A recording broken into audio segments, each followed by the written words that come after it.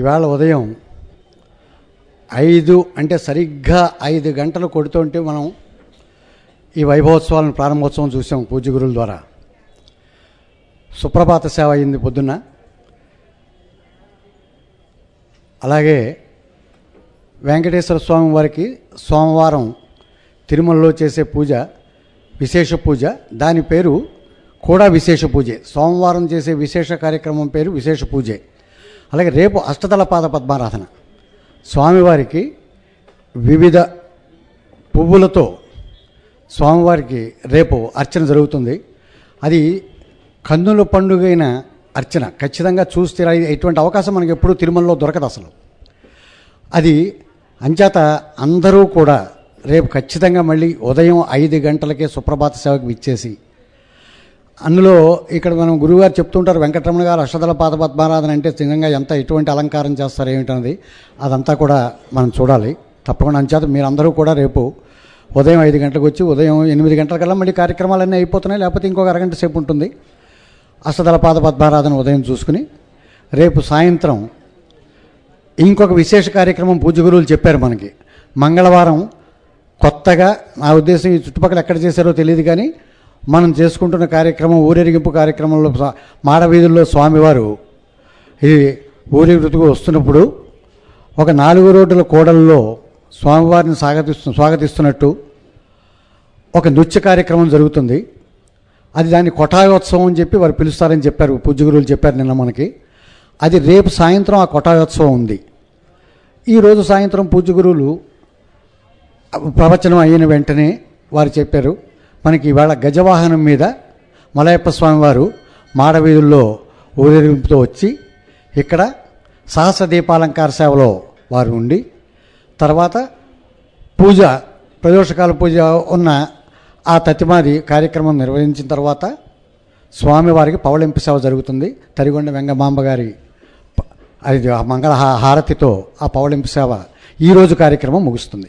అలాగే రేపు మళ్ళీ మంగళవారం ఉదయం 5 గంటలకి సుప్రభాత సేవతో ఆ కార్యక్రమం మళ్ళీ మొదలవుతుంది. అంచేత మీరందరూ కూడా 7 రోజులు ఈ కార్యక్రమాలు తిలగించి స్వామివారి కృపకి పాత్రులు కావాల్సినగా మిమ్మల్ని అందరినీ కోరుతూ, ఈరోజు స్వామివారి ఉత్సవాలు ఇక్కడ జరుగుతున్నాయని, పూజ్య గురువుల ఆధ్వర్యంలో జరుగుతున్నాయని వైజాగ్ నుంచి ప్రొఫెసర్ గారు ఈ 7 రోజులు ఈ కార్యక్రమాలు తిలకించాలని కృష్ణారావు గారు అనేవారు పూజ్య గురువుల కార్యక్రమాల్లో పాల్గొవాలని చెప్పి వచ్చారు. వారు ఇప్పుడు పూజ్య గురువులను పుష్పమాలంకృతం చేస్తారు.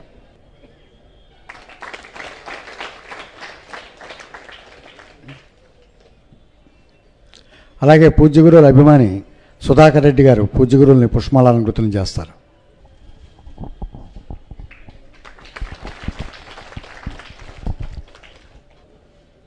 ఈరోజు కార్యక్రమం ప్రారంభించవలసిందిగా పూజ్య గురువుల పాదములు పట్టి ప్రార్థిస్తున్నాను.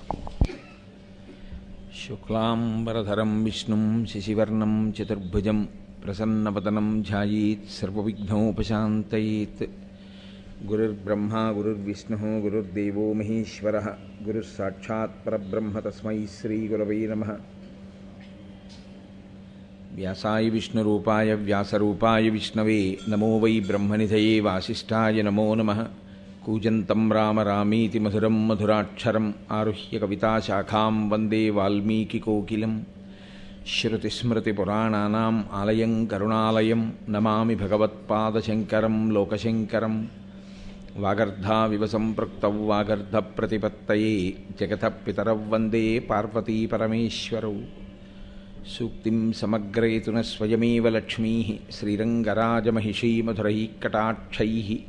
వైదగ్ధ్యవర్ణగుణగుంభనగౌరవైర్యాం కండూలకర్ణకుహరాः కవయోధయంతి.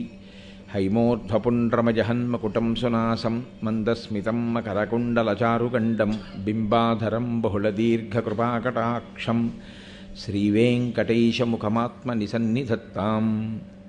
విమలపటీ కమలకుటీ పుస్తకరుద్రాక్షశస్తహస్తపుటీ కామాక్షీ పక్ష్మలాక్షీ కలితవిపంచీ విభాసి వైరించీ. మనోజవం మరుతతుల్యవేగం జితేంద్రియం బుద్ధిమతాం వరిష్టం వాతాత్మజం వనరయూధముఖ్యం శ్రీరామదూతం శిరసా నమామి. ఆపదామపహర్తారం దాతారం సర్వసంపదాం లోకాభిరామం శ్రీరామం భూయో భూయో నమామ్యహం. హరి ఓం. పరమేశ్వర స్వరూపమైన సభకు నమస్కారం. దక్షిణ దేశంలో అత్యంత ప్రసిద్ధి వహించినటువంటి పర్వతాలు రెండు. ఒకటి వెంకటాచలము, ఇంకొకటి అరుణాచలము. ఈ రెండు పర్వతాల విషయంలో ఒక గొప్పతనం ఉంది. సాధారణంగా మనం ఈశ్వరుడు కొండ మీద విలిచి ఉంటాడు అని ఆయన్ని సేవించడానికి కొండ మీదకి వెళుతూ ఉంటాం.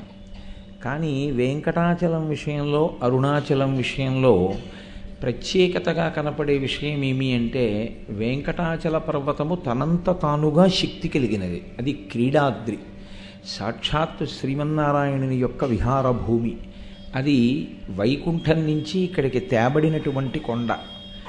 కాబట్టి ఆ పర్వతం పర్వతంగానే కొంత శక్తిని కలిగి ఉంది. కొంత శక్తి ఏమి, అపారమైన శక్తి కలిగినటువంటి కొండ.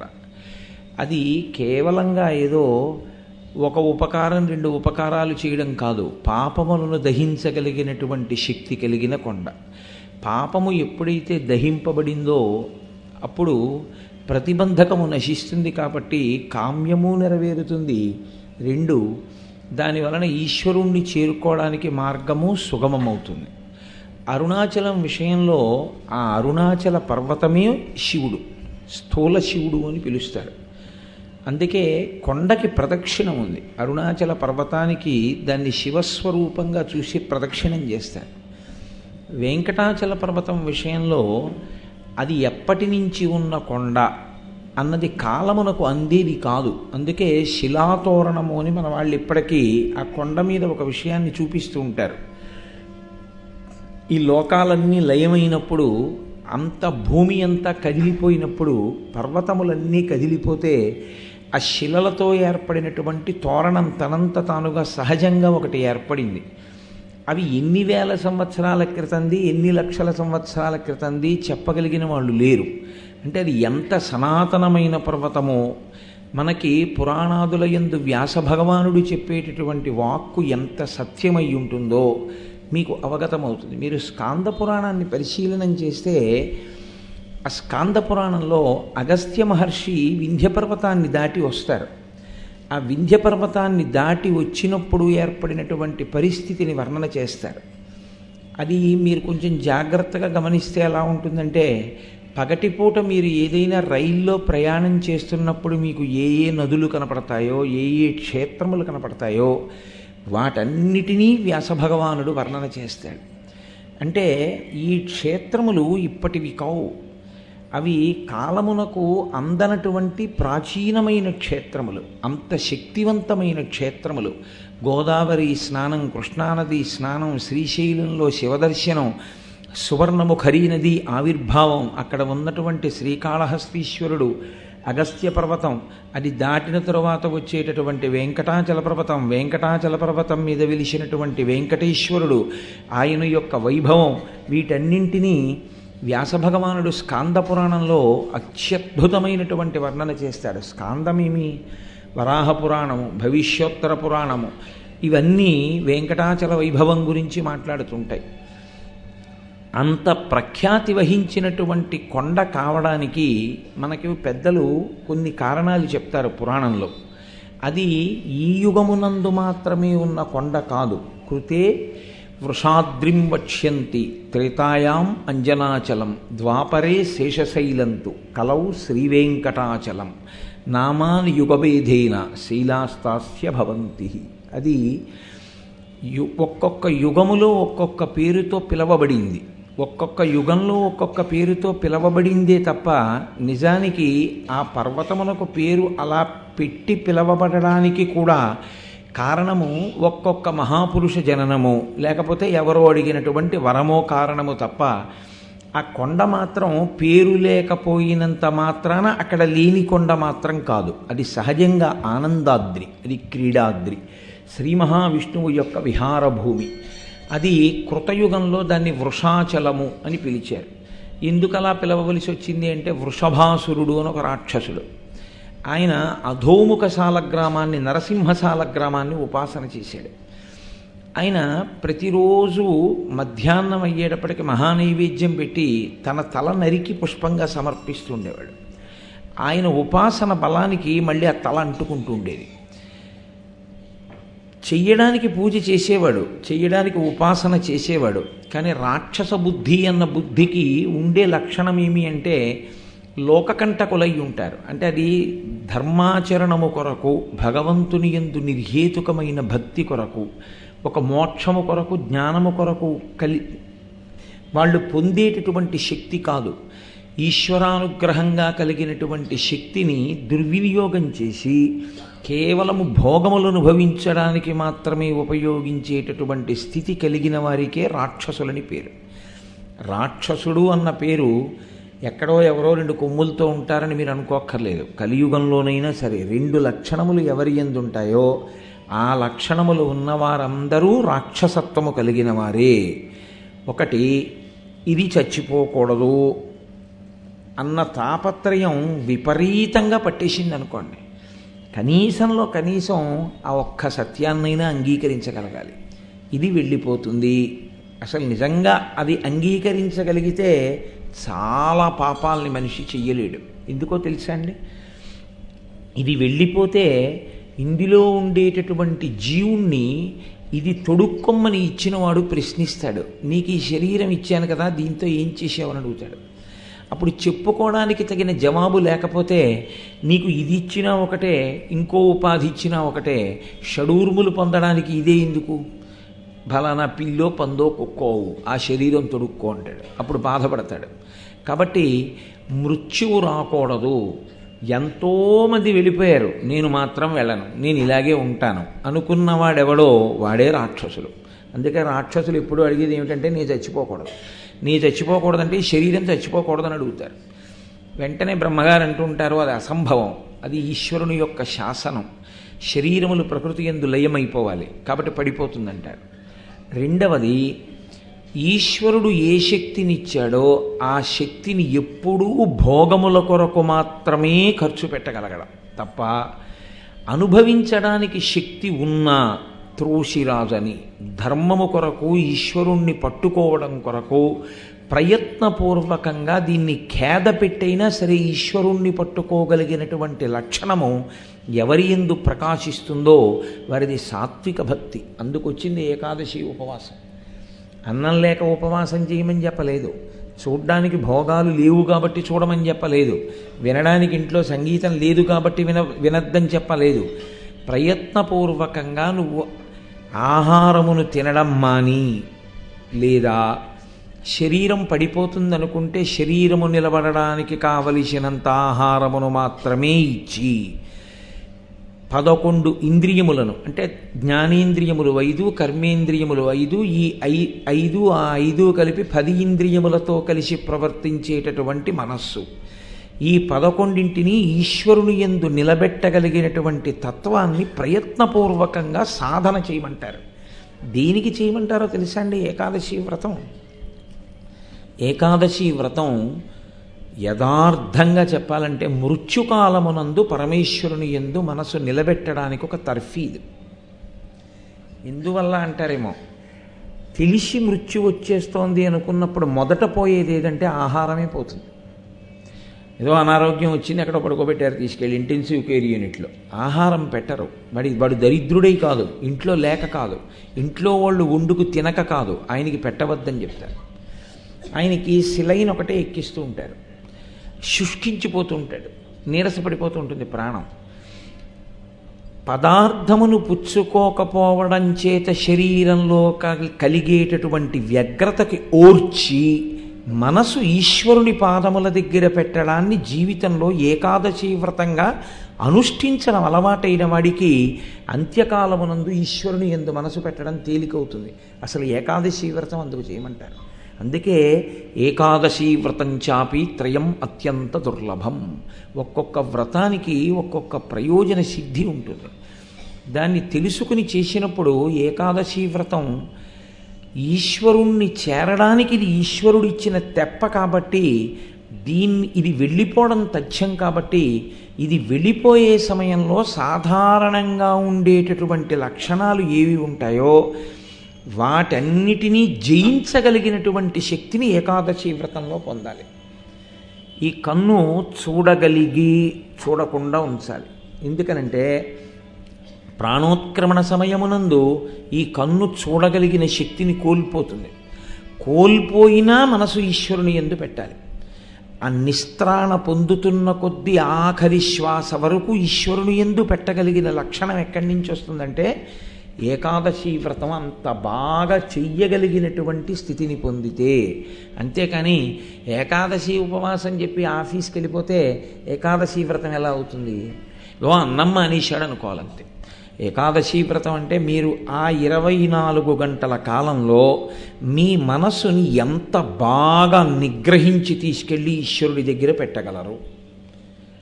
5 నిమిషాలు ఉండదు, 24 గంటలు మీకు మీరు పరిశీలనం చేసుకోవాలి. ఎంతసేపు ఉంటోంది, ఆకలిసినా ఉంటోందా,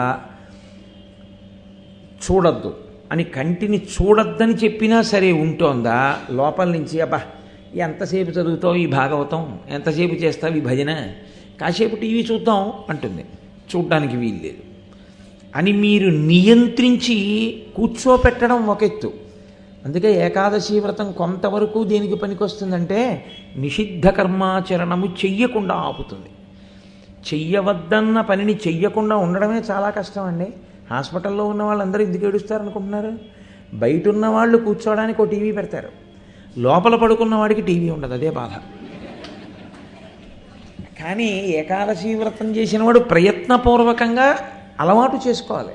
ఎందుకంటే ప్రాణోత్క్రమణం అలా ఉంటుంది. అకస్మాత్తుగా వస్తే దాని అదృష్టం వేరు. అనాయాసైన మరణం వినా దైన్యేన జీవితం అని కాలంలో వచ్చేటటువంటి మృత్యువునకు సిద్ధపడిన వాడు చెయ్యవలసిన వ్రతం నిజానికి ఏకాదశి వ్రతం. అందుకే దాన్ని దుర్లభమని ఎందుకంటారో తెలుసా అండి? అసలు ఆ కోణంతో ఎవడూ చేయడం సాధ్యం కాదు. ఏకాదశి వ్రతం అంటే ఏదో పుణ్యం వస్తుందని చేయడం కాదు. ఏకాదశి వ్రతం అంటే అంత సత్యమునందు నిలబడి చేయగలగాలి. కాబట్టి రాక్షసత్వం అనగా ఈశ్వరుడు ఏ శక్తినిచ్చాడో ఆ శక్తిని అంతటినీ భోగమునకే వినియోగించుట. చూడడానికి కళ్ళిచ్చాడు, ఈశ్వరుడు ఏవి చూడొద్దన్నాడో అదే చూడడం. ఈశ్వరుడు చెవులిచ్చాడు, ఏవి వినొద్దన్నాడో అవి వినడం. ఈశ్వరుడు నాలుకిచ్చాడు, ఏవి మాట్లాడొద్దన్నాడో అవే మాట్లాడడం. ఈశ్వరుడు రసేంద్రియాన్ని ఇచ్చాడు, ఇలా తినకు అని ఈశ్వరుడు ఏం చెప్పాడో అభక్షభక్షణం లోభ అగమ్య గమనం తథా అంటారు వ్యాస మహర్షి దేవి భాగవతంలో. వెళ్ళకోవడం చోటికి వెడుతూ ఉండడం, తినకోవడం చోట తింటూ ఉండడం, ఇలా జీవితం గడిచిపోతూ ఉండడం. ఈశ్వరుడిచ్చిన శక్తి దేనికి పనికొచ్చింది అంటే నిషిద్ధ కర్మాచరణమునకు పనికొచ్చింది. ఇప్పుడు ఎక్కడున్నాడు రాక్షసుడు? ఎక్కడో ఉంటాడో, ఆయన ఏదో చేస్తుంటాడని మీరు అనకండి. నిషిద్ధ కర్మాచరణమునకు మాత్రమే తన శక్తిని ఖర్చు పెట్టడం తప్ప అసలు నిషిద్ధ కర్మని భంజిద్దామన్న ప్రయత్నము లేనివాడెవరో వాడే రాక్షసుడు. కాబట్టి ఇప్పుడు వృషభాసురుడు రాక్షసుడు. కాబట్టి ఆయన పూజ చేయడని మీరు అనకూడదు. రాక్షసులు పూజ చేస్తారు. ఎందుకు చేస్తారో తెలుసా అండి? లోకాన్ని పాడు చేసేవాడికి శక్తి కావాలి.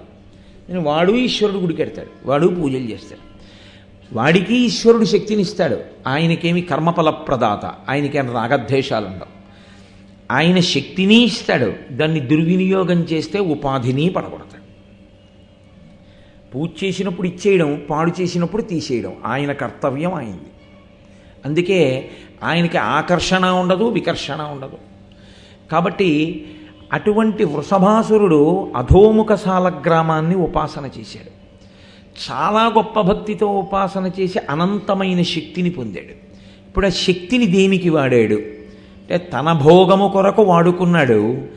ఎవరెవరు ఈశ్వరుని యందు మనసు పెట్టి ఈ భోగములు మాకు అక్కర్లేదన్నారో వాళ్ళే ఆయనకి శత్రువు. మీరు చూడండి, కొంతమంది ప్రయత్నపూర్వకంగా భగవన్మార్గంలో ఉన్న వాళ్ళని విమర్శించడమే మార్గంగా ఉంటారు. ఎందుకో తెలుసా? వాడి బాధల్లో ఏంటంటే వాడు మనలా ఎందుకు ఉండడం. ఆయన అవన్నీ మానేసి వాడితో తిరిగాడు అనుకోండి, చాలా మిత్రుడైపోతాడు. ఆయన తప్ప ఎలా చేయకూడదంటాడు, అందుకని ఈయనంటే ఆయన పడదు. ఇవి రెండు కలిసే మార్గాలు కావు. కానీ కలవాడు అని సల్లక్షణం ఉన్నవాడు, ఈశ్వరుణ్ణి నమ్మినవాడు కలవడం మానకూడదు. తాను కలిసే ప్రయత్నం చెయ్యాలి. ఈశ్వరానుగ్రహం లేక పాడైపోయేవాడు భగవద్భక్తి తత్పరుడితో కలిసి ఉండలేడు.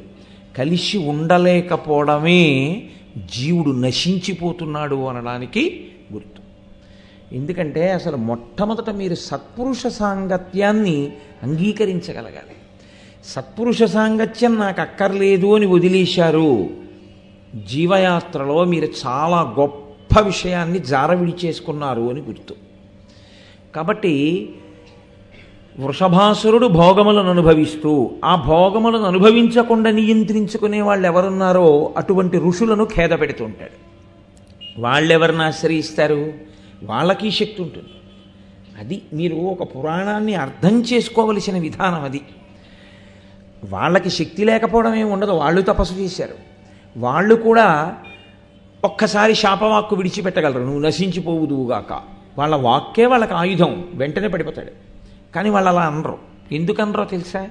ఈ శక్తిని మాకెవడిచ్చాడో ఆ శక్తిని మేము వాడి దగ్గర నుంచి పొందింది మేము ఇంకా భక్తితో ఊంచుకుని వాడిలో కలిసిపోవడానికే తప్ప ఉద్ధతితో ఇలాంటి వాళ్ళ మీద శాపాలు పెట్టడానికి కాదని నమ్ముతారు.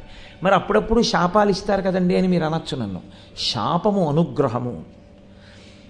వాళ్ళు చేసినటువంటి పనికి కొన్ని కోట్ల జన్మలు పాడైపోవలసినటువంటి స్థితిని పొందితే జాలిపడి అయ్యో వీడు ఎంత పాడైపోతాడో అని ఒక్క జన్మతో వాడు ఆ పాపాన్ని పోగొట్టుకుని పశ్చాత్తాపం పొందేటట్టుగా ఋషి అనుగ్రహించి విడిచిపెట్టినది శాపవాక్యే. అందుకే శాపమునందు అనుగ్రహం ఉంటుంది, ఋషి శాపంలో ఈశ్వరుడి సంహారంలో కారుణ్యం ఉంటుంది. ఇది చాలా చాలా జాగ్రత్తగా మీరు పరిశీలనం చేసి పట్టుకోవాల్సిన లక్షణం. రాముడు చాలామందిని చంపేశాడు. రాముడు చాలామందిని చంపేశాడు కాబట్టి రాముడు ధూర్తుడని మీరు అనకూడదు. రాముడు చంపడంలో కారుణ్యం ఉంటుంది. ఎందుకో తెలుసా అండి? డాక్టర్ గారు మీ ఒంట్లోనే పుట్టిన పుండుని డాక్టర్ గారు కత్తిపెట్టి కోసేస్తారు. కోసేయడంలో డాక్టర్ గారికి మీకు ఏమైనా కక్ష ఉందా? ఆ పుండు కోస్తే తప్ప మిగిలినటువంటి శరీరం నిలబడదు. ధర్మమును పాడు చెయ్యడానికి ఎవడు ఏ ఉపాధిని వాడుకుంటున్నాడో ఆ ఉపాధిని పడగొట్టేస్తే తప్ప వాడు అక్కడతో ఆ పాపాలు పోవు. లేకపోతే వాడు అలా చేసుకుంటూ పోతాడు ఇంకా లోపల జీవుడు. కాబట్టి ఆ ఉపాధి నుంచి వాడిని విడిపించేస్తాడు. ఆ విడిపించడం వాడి యందు కారుణ్యం. అలా వాడి వలన మిగిలిన వాళ్ళు పాడవకుండా రక్షించడం వాడిని చంపడంలో అవతల వాళ్ళని రక్షించే కారుణ్యం. కాబట్టి ఈశ్వరుడు చేసేటటువంటి సంహారమునందు కూడా కారుణ్యమే ఉంటుంది. అందుకే దాశరథి కరుణాపయోనిధి అన్నారు గోపరాజు గారు. తత్వం అర్థమైన వాడి యొక్క పరిశీలనం ఒకలా ఉంటుంది, తత్వం అర్థం కానివాడి పరిశీలనం ఎప్పుడూ కథకి మాత్రమే కట్టుబడుతుంది. కాబట్టి ఇప్పుడు ఈ ఋషులందరూ ఈశ్వరుడికి చెప్పారు, అయా వీడు చాలా ఉద్ధతితో ప్రవర్తిస్తున్నాడు, మిమ్మల్ని ఆరాధన చేసి పొందిన శక్తి ఏదుందో దాంతో మమ్మల్ని బాధ పెడుతున్నాడు. కాబట్టి మేము మిమ్మల్ని నమ్ముకున్నాం, మీరే మమ్మల్ని రక్షించాలి. ఏం మిమ్మల్ని మీరు రక్షించుకోలేరా? మేము అలా రక్షించుకోం, మీరు మమ్మల్ని రక్షించాలి. ఇది వాళ్ళకు ఉండేటటువంటి పరమభక్తి. అందుకే బాలుడితో పోలుస్తారు దత్తాత్రేయ స్వామి వారు. నాకు బాలుడు గురువు అన్నారు. చిన్నపిల్లవాడు ఏదైనా ఇబ్బంది వస్తే వాడు ఆ పాటికో రాయి తీసి కుక్క మీద విసిరగలిగినా కుక్క బావు అంటే పరిగెత్తుకుంటే అమ్మా అని ఏడుస్తూ వెళ్ళిపోతాడు తప్ప వాడు మనం రాయి తీసి కుక్కను కొడదామని ఓ 12 ఏళ్ళు వచ్చాక తెలుస్తుంది. ఓ 5-6 ఏళ్ల వయసులో వాడికి ఏదొచ్చినా ఆపద అమ్మా నాన్న అని పరిగెడతాడు. అలా ఏ ఆపదొచ్చినా ఈశ్వరుణ్ణి నమ్ముకున్న వాడి నోటి వెంట వచ్చే మాట ఈశ్వరా అని. ఈశ్వరా మీరే నన్ను చూడాలంటాడు. అంతేకాని తన ప్రయత్నం ఈశ్వరానుగ్రహం కోసం అంతే తప్ప నా ప్రయత్నమే ఫలిస్తుందని చేయడు. ఆ ప్రయత్నమునకు పురుషకారముగా ఈశ్వరానుగ్రహము కలవాలంటాడు. ఇదే సీతమ్మ తల్లి రామాయణంలో కచ్చిత్ పురుషకారంచ దైవంచ ప్రతిపద్యతే అంటుంది. చెయ్యవలసిన ప్రయత్నం చేసినా ఈశ్వరానుగ్రహం కలిసి వస్తోందా? ఈశ్వరానుగ్రహము కూడా కలిస్తే తప్ప సముద్రమంత మీ పరిశ్రమ బిందువంత ఈశ్వరానుగ్రహము కలవని నాడు ఫలించదు. కేవలము పురుష ప్రయత్నమే అన్నిటినీ సాధించగలిగితే లోకంలో సంకల్పాలు చేసిన వాళ్ళందరూ కూడా వైఫల్యమును పొందవలసిన అవసరం లేదు.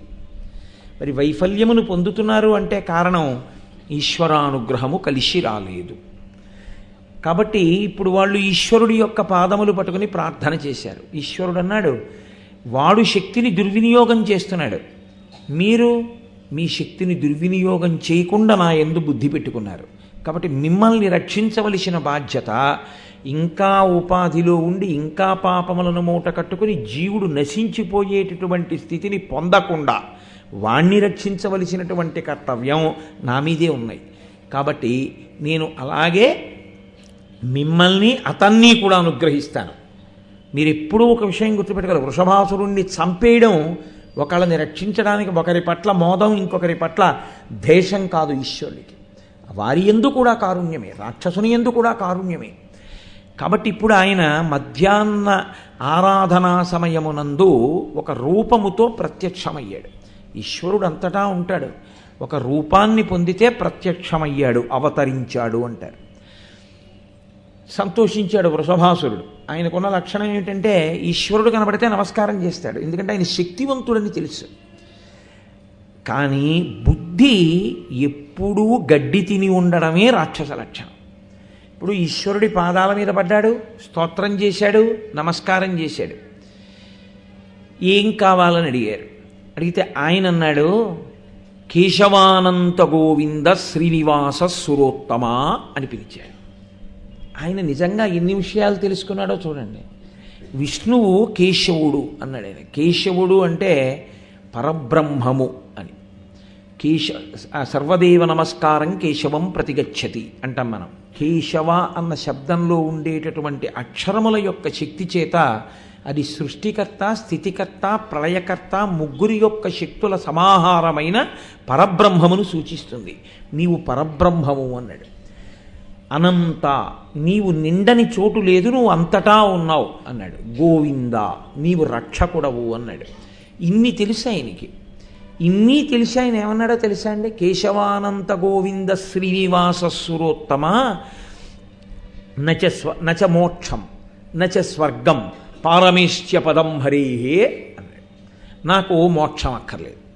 సో ఈశ్వరుడు కనబడితే అడగవలసింది అదే కదండి.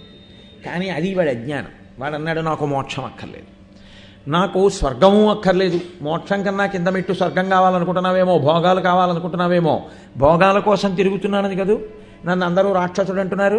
నాకు భోగాలు అక్కర్లేదు, భోగాలకు పరాకాష్ఠ స్వర్గలోకం, నాకు ఆ స్వర్గము అక్కర్లేదు అన్నాడు. అంటే ఎంతటి తమోగుణ స్థితో మీరు చూడండి. పారమేశ్య పదం హరేహే, నాకు బ్రహ్మగారి పదవి కూడా అక్కర్లేదు. మరి నీకేం కావాలి? నాకు యుద్ధ భిక్షాంచ దేహిమే, నాకు యుద్ధ భిక్ష పెట్టు, నీతో యుద్ధం చేస్తానన్నాడు. ఎంత రజోగుణ ప్రకోపమో చూడండి. ఒక్కొక్కడి యొక్క మనస్సు అలాగే ఉంటుంది. అయిందానికి కాందానికి ఏదో వాదిద్దామనేటటువంటి ఆలోచనే తప్ప తెలుసుకున్న విషయాన్ని మనం చక్కగా సాత్వికమైన బుద్ధితో ఆచరణలోకి తీసుకొద్దామన్న ఆలోచన ఎప్పుడూ ఉండదు. ఆచరణకి పనికిరాని వేదాంతం మీకు ఏ ఉపకారము చెయ్యదు కూడా. ఎన్ని విన్నారన్నది కాదు, ఎన్ని చదువుకున్నారన్నది కాదు, మీరు ఎంత అనుష్ఠిస్తారన్నదే వేదాంతంలో ప్రధానం. అనుష్ఠానం అసలు ఏమీ లేదనుకోండి, వాడు ఎందుకో పనికిరాడు. ఎన్ని తెలిసి ఉంటే వాడకు కావాలి? సంధ్యావందనం చెయ్యాలని తెలుసు, వాడు సంధ్యావందనం చేయడానికి పనికి వస్తుందా? ఎందుకో పనికిరాడు. అదే రాక్షసత్వం అంటే. కాబట్టి ఆయన అన్నాడు, యుద్ధ భిక్షాంచ దేహిమే, నాతో యుద్ధం చెయ్యి, నాకు భిక్ష పెట్టు యుద్ధం. దానికేముంది, అలాగే రా. ఇద్దరు యుద్ధం చేశారు. తన శక్తినంతటినీ ఈశ్వరుడి మీద చూపించాడు. ఎక్కడదా శక్తి? ఆయన వలన వచ్చినదే. బలయుతులకు దుర్బలులకు బలవంతుడ నీకు నాకు బలమెవ్వరికిన్, అందరికీ బలం ఇచ్చేటటువంటి వాడు ఆయనే. కాబట్టి అది తెలుసుకోకుండా ఆయన మీద కలిగబడ్డాడు. ఏదో కాసేపు యుద్ధం జరిగింది. ఆయన అన్నాడు, బాగానే యుద్ధం చేశాం, ఇంకా చాలు. యుద్ధం అన్న తర్వాత జయము అపజయము అని రెండు మాటలు ఉండాలి, లేదా సంధి ఉండాలి. సంధి ఉండడానికి నేను కోరుకున్నది కాదు, నువ్వు ఇప్పుడు కలవడం కుదరదు, నువ్వు నన్ను అడిగావు యుద్ధం, కాసేపు ఇచ్చాను. ఇప్పుడు జయము అపజయము రెండు మాటలు ఉండాలి. నాకు రెండవ మాట అన్వయం అవ్వదు, నేను అపజయం పొందడం అన్నది ఉండదు. ఇది మీరు బాగా గుర్తుపెట్టుకోవాలి. సనాతన ధర్మంలో ఈశ్వరుడే ఓడిపోవడం, ఈశ్వరుడే చచ్చిపోవడం ఉండవు. ఈశ్వరుడే గెలుస్తాడు ఎప్పుడు. కాబట్టి జయమే అన్వయం అవుతుంది. నీకు అపజయం వస్తోంది. అపజయం అంటే ఓడి బ్రతకవిహ, నీ శరీరం పడిపోతోంది. నా చక్రధారుల చేత నీ కుత్తుక కత్తిరిస్తున్నాను, విడిచిపెడుతున్నాను సుదర్శనాన్ని అన్నాడు. ఆయన ఏమన్నాడో తెలుసా అండి? అవును, నేను విన్నాను దాని గురించి. దాన్ని నువ్వు విడిచిపెట్టాక ఇక నేను ఉండను, కాబట్టి విడిచిపెట్టు. ఏమిటి సాధించినట్లు ఇప్పుడు ఆయన? కానీ ఒక్కటి మాత్రం సాధించాడండోయ్. ఆయన అన్నాడు, నువ్వు నా కంఠం కోసేసే ముందు ఒక్క వరం అడుగుతాను, అదొక్కటి అన్నాడు. ఈశ్వరుడు దయాళువు, నేనిచ్చేది ఏమిట్రా నీకని ఆయన అండవు. ఏం కావాలని అడిగాడు. శైలో మధబిదో స్థితి అన్నాడు. ఈ కొండ నా పేరుతో పిలవబడుగాక. ఇది ఎలా ఉంటుందంటే, వాడు చచ్చిపోయినా కూడా ఒరే మన ఇంటికి పెట్టిన పేరు మాత్రం మార్చకండి అంటాడు, ఈ ఇల్లు అమ్మకండి అంటాడు. వాడే వెళ్ళిపోయాక ఆ ఇల్లుంటే ఎవడకు కావాలా, ఇంటికి ఆ పేరుంటే ఎవడకు కావాలి, పేరు తీసేస్తే ఎవడకు కావాలి, ఎందుకు వచ్చిన అల్లరి? కానీ రాక్షస ప్రవృత్తి అన్నది ఎలా ఉంటుందో మీకు తెలుస్తుంది, ఈశ్వర కారుణ్యం అన్నది ఎలా ఉంటుందో మీకు తెలుస్తుంది. అందుకొచ్చింది ఆ గాథ కృతయుగంలో తప్ప అదేదో కథ కింద వినమని కాదు దాని ఉద్దేశం. అందులో ఉన్న ధర్మ సూక్ష్మాన్ని గ్రహించమని. నీ భక్తిని ఇలా పాడు చేసుకోకు, నీ భక్తిని ఆత్మోద్ధరణకి వాడుకో. కాబట్టి శైలో వరం యయాచే వృషభ, నేను వరం అడుగుతున్నాను, ఈ కొండ నా పేరు మీద పిలవబడుగాక. దానికే ఉంది, అలాగే తథాస్తు. నీకు ముందు ఉంది, నీ తర్వాత ఉంటుంది. నీ పేరెడితే వచ్చిన నష్టం ఏమిటి? అలాగే పెట్టుకో. రిజిస్ట్రార్ ఆఫీసులో ఈ భూమి పుట్టినప్పటి నుంచి ఎన్ని మాటలు మారాయంటారు దస్తావేజులు, స్థలాలు. ఏదో ఇక్కడ వరకు అక్కడ వరకు అని ఈసీ తీసుకోవడమే కానీ నిజంగా ఆ స్థలం ఇప్పటికి ఎంతమంది కొన్నారో, ఎంతమంది అమ్మారో, ఎంతమంది యజమానులు అన్నారో, ఎంతమంది అందులో ఉండి స్వగృహే అని సంకల్పం చెప్పారో, చెప్పిన వాళ్ళందరూ స్వగృహే అన్న వాళ్ళందరూ అక్కడి నుంచి వెళ్ళిపోయిన వాళ్ళే. అసలు నిజమైనటువంటి స్వగృహం ఏదో అక్కడికి పోతూ ఉంటాడు వాడు. ఇక్కడ ఏదో కొన్నాళ్ళ అల్లరి, కొన్నాళ్ళ సంకల్పం చెప్తుంటాడు. అలా నీ పేరు మీదే ఆ కొండ పిలవబడుతుంది. కృతయుగంలో ఆ కొండకి వృషాద్రి అని పేరు.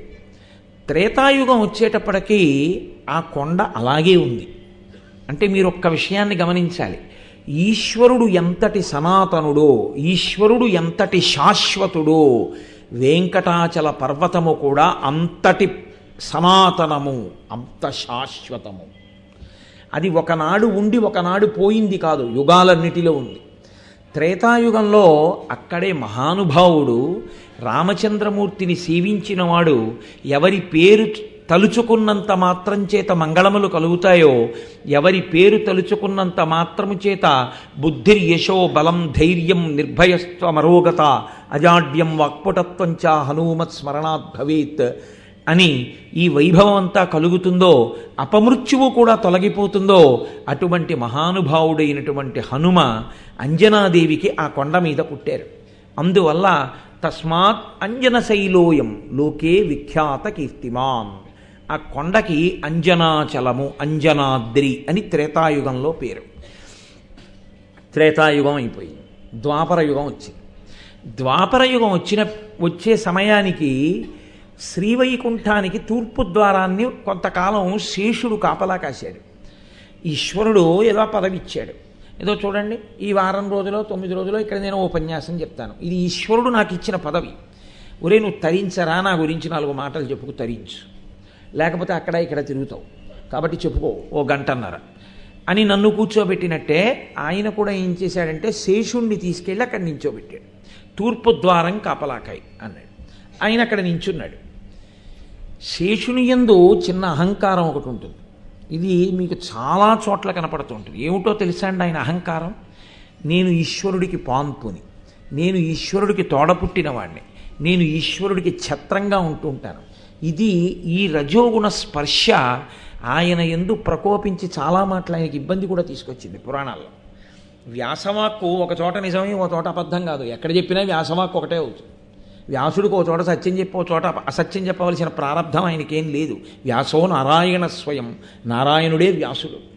కాబట్టి ఆ శేషుడు తూర్పు ద్వారాన్ని కావలి కాస్తున్నాడు. కావలి కాస్తుండగా ముఖ్య ప్రాణుడు వచ్చాడు. మనకి ఇటువైపు లేదు కానీ ఈ పేరు పెట్టి పిలవడం. మీరు ఉడిపి లాంటి క్షేత్రానికి వెడితే ముఖ్య ప్రాణుని దేవాలయము అని బోర్డు ఉంటుంది. ముఖ్య ప్రాణుడు అంటే ఎవరండి అంటుంటారు. వాయువునకు ముఖ్య ప్రాణుడని పేరు. ప్రాణములు ఆయన మీద ఆధారపడి ఉంటాయి, గాలి మీద. ఆ వాయువు అకస్మాత్తుగా ఏదో స్వామితో అత్యవసరంగా కలవవలసినటువంటి పనుండి వచ్చాడు. వచ్చి నేను లోపలికి వెళ్ళాలి, స్వామితో మాట్లాడాలన్నాడు. ఆయనకి చాలా కోపం వచ్చింది. నన్ను గౌరవించకుండా, నాతో మర్యాదతో మాట్లాడకుండా, నన్ను బ్రతిమాలకుండా లోపల స్వామిని కలుస్తానంటాడు. ఆయన అన్నాడు శేషుడు, బలే జ్ఞానే విరాగేచ విష్ణుభక్తో నమత్సమః అన్నాడు. ఇది ఆయన అహంకారానికి కారణం. బలే, నా అంత బలవంతుడు లేడు. జ్ఞాని, నా అంత జ్ఞాని లేడు. విరాగీచ, నా అంత వైరాగ్యం ఉన్నవాడు లేడు. సాక్షాత్ స్వామి నా మీద పడుకుంటారు, అయినా అలా ఉంటున్నాను. ఎంత వైరాగ్యం నాది, ఎంత బలం నాది. సమస్త బ్రహ్మాండములను కుక్షిలో పెట్టుకున్నవాణ్ణి నా మీద పడుకోబెట్టుకుంటున్నాను. ఇంకా నాకన్నా బలవంతుడు ఎవరు? కాబట్టి బలే జ్ఞాని విరాగీచ విష్ణుభక్తో నమత్సమః, నాతో సమానమైన భక్తుడు లేడు. కాదు, మిగిలిన వాళ్ళందరూ బయట నించుంటారు. స్వామిని ప్రార్థన చేస్తే ఆయన బయటకు వచ్చి కనపడతారు, దర్శనమిస్తారు. నేను సదాంతఃపురే వాసో పుత్రాణామధికో హరి, నేను ఎప్పుడూ అంతఃపురంలో ఉంటాను. ఎందుచేత? అన్నిటికన్నా అత్యంత గోప్యంగా ఉండేది ఎవరు రాంది? శయనాగారమే. పడక గదిలోకి ఎవరు రారు. హాల్లోకి రావచ్చు, రీడింగ్ రూమ్లోకి రావచ్చు, ఇంకా భార్య వైపు వాళ్ళైతే వంటింట్లోకి రావచ్చు. గబగబా వెళ్ళిపోతుంటే ఎవరే బావగారు పడుకున్నారు ఊరుకో అంటే ఊరుకుంటాడు, బావమరిది కూడా. పడుకున్న చోటుకి ఎవరు రారుగా.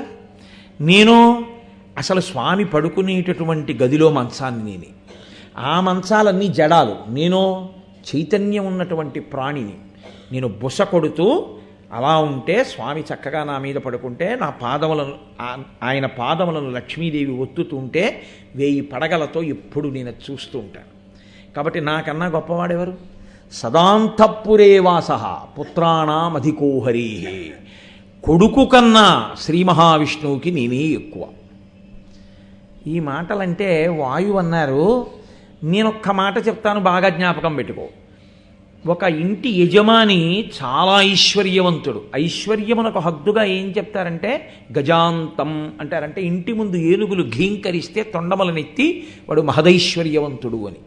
ఆ ఐశ్వర్యం చాలా గొప్ప ఐశ్వర్యం కింద చెప్తారు. ఇంటి ముందు ఏనుగులు ఘీంకరించడం, అందుకే దేవాలయాల్లో ఈశ్వరుడు ముందు ఏనుగు నుంచుతారంటే ఆయన మహదైశ్వర్యవంతుడని గుర్తు. సరే, ఆంధ్రదేశంలో ఆ అలవాటు చాలా తక్కువ. ఎక్కడో వెంకటాచలాది క్షేత్రములు, ద్రవిడ దేశంలో ప్రతి క్షేత్రం ముందు ఏనుగులు ఉంటాయి. కాబట్టి నేను ఒక మాట చెప్తాను విను అని వాయువు శేషుడితో ఒక మాట అన్నారు. ఒక ఐశ్వర్యవంతుడైనటువంటి యజమాని తన శయనాగారమునందు నిద్రపోతూ ఉంటాడు. ఆయన పడుకునే మంచం కింద ఒక పిల్లి పడుకుంటుంది. ఆయన అంతఃపురానికి దూరంగా ఉన్న గజశాలలో ఒక ఏనుగు నిలబడి ఘీంకరిస్తూ ఉంటుంది. యజమాని మంచం కింద పడుకున్నంత మాత్రం చేత పిల్లి దూరంగా ఉన్న ఏనుగుతో సమానమా? అంతఃపురం లోపల ఉన్నందుకు, తూర్పు ద్వారానికి కావలి ఉన్నందుకు నాకన్నా నువ్వు గొప్పవాడివా? లోపల ఉన్నంత మాత్రం చేత నువ్వు శ్రీ మహావిష్ణువు కొడుకు కన్నా ఎక్కువయ్యావా? పైగా నేను నీకు ఇంకొక ఉపమానం చెప్తాను. యువరాజు ఉంటాడు. రాజు ఎక్కడో సామంతులు తిరగబడ్డారు. యువరాజుని పంపిస్తాడు. యువరాజు సామంతుల్ని మర్దించాడు. నాన్నగారు, రాజ్యం మళ్ళీ తిరిగి కైవసం చేసుకున్నా అంటాడు. ఒరేయ్, కొంతకాలం నువ్వు అక్కడ ఉండి ఆ రాజ్యాన్ని చక్కపెట్టి సమర్థుడైన వాడిని సామంతుడిగా మళ్ళీ నియామకం చేసి రా అంటాడు. ఇప్పుడు యువరాజు అక్కడ ఉంటాడు. యువరాజు అక్కడున్నాడు. రాజుగారు కాళ్ళు పట్టే సేవకుడు మంచం మీద రాజుగారి కాళ్ళ దగ్గర కూర్చునున్నాడు. రాజుగారి కాళ్ళ దగ్గరే ఉండి కాళ్ళు పట్టిన సేవకుడు దూరంగా ఉన్న యువరాజుతో సమానమా దగ్గరున్నాడని? నేను వాయువుని, నా పేరు ముఖ్యప్రాణుడు.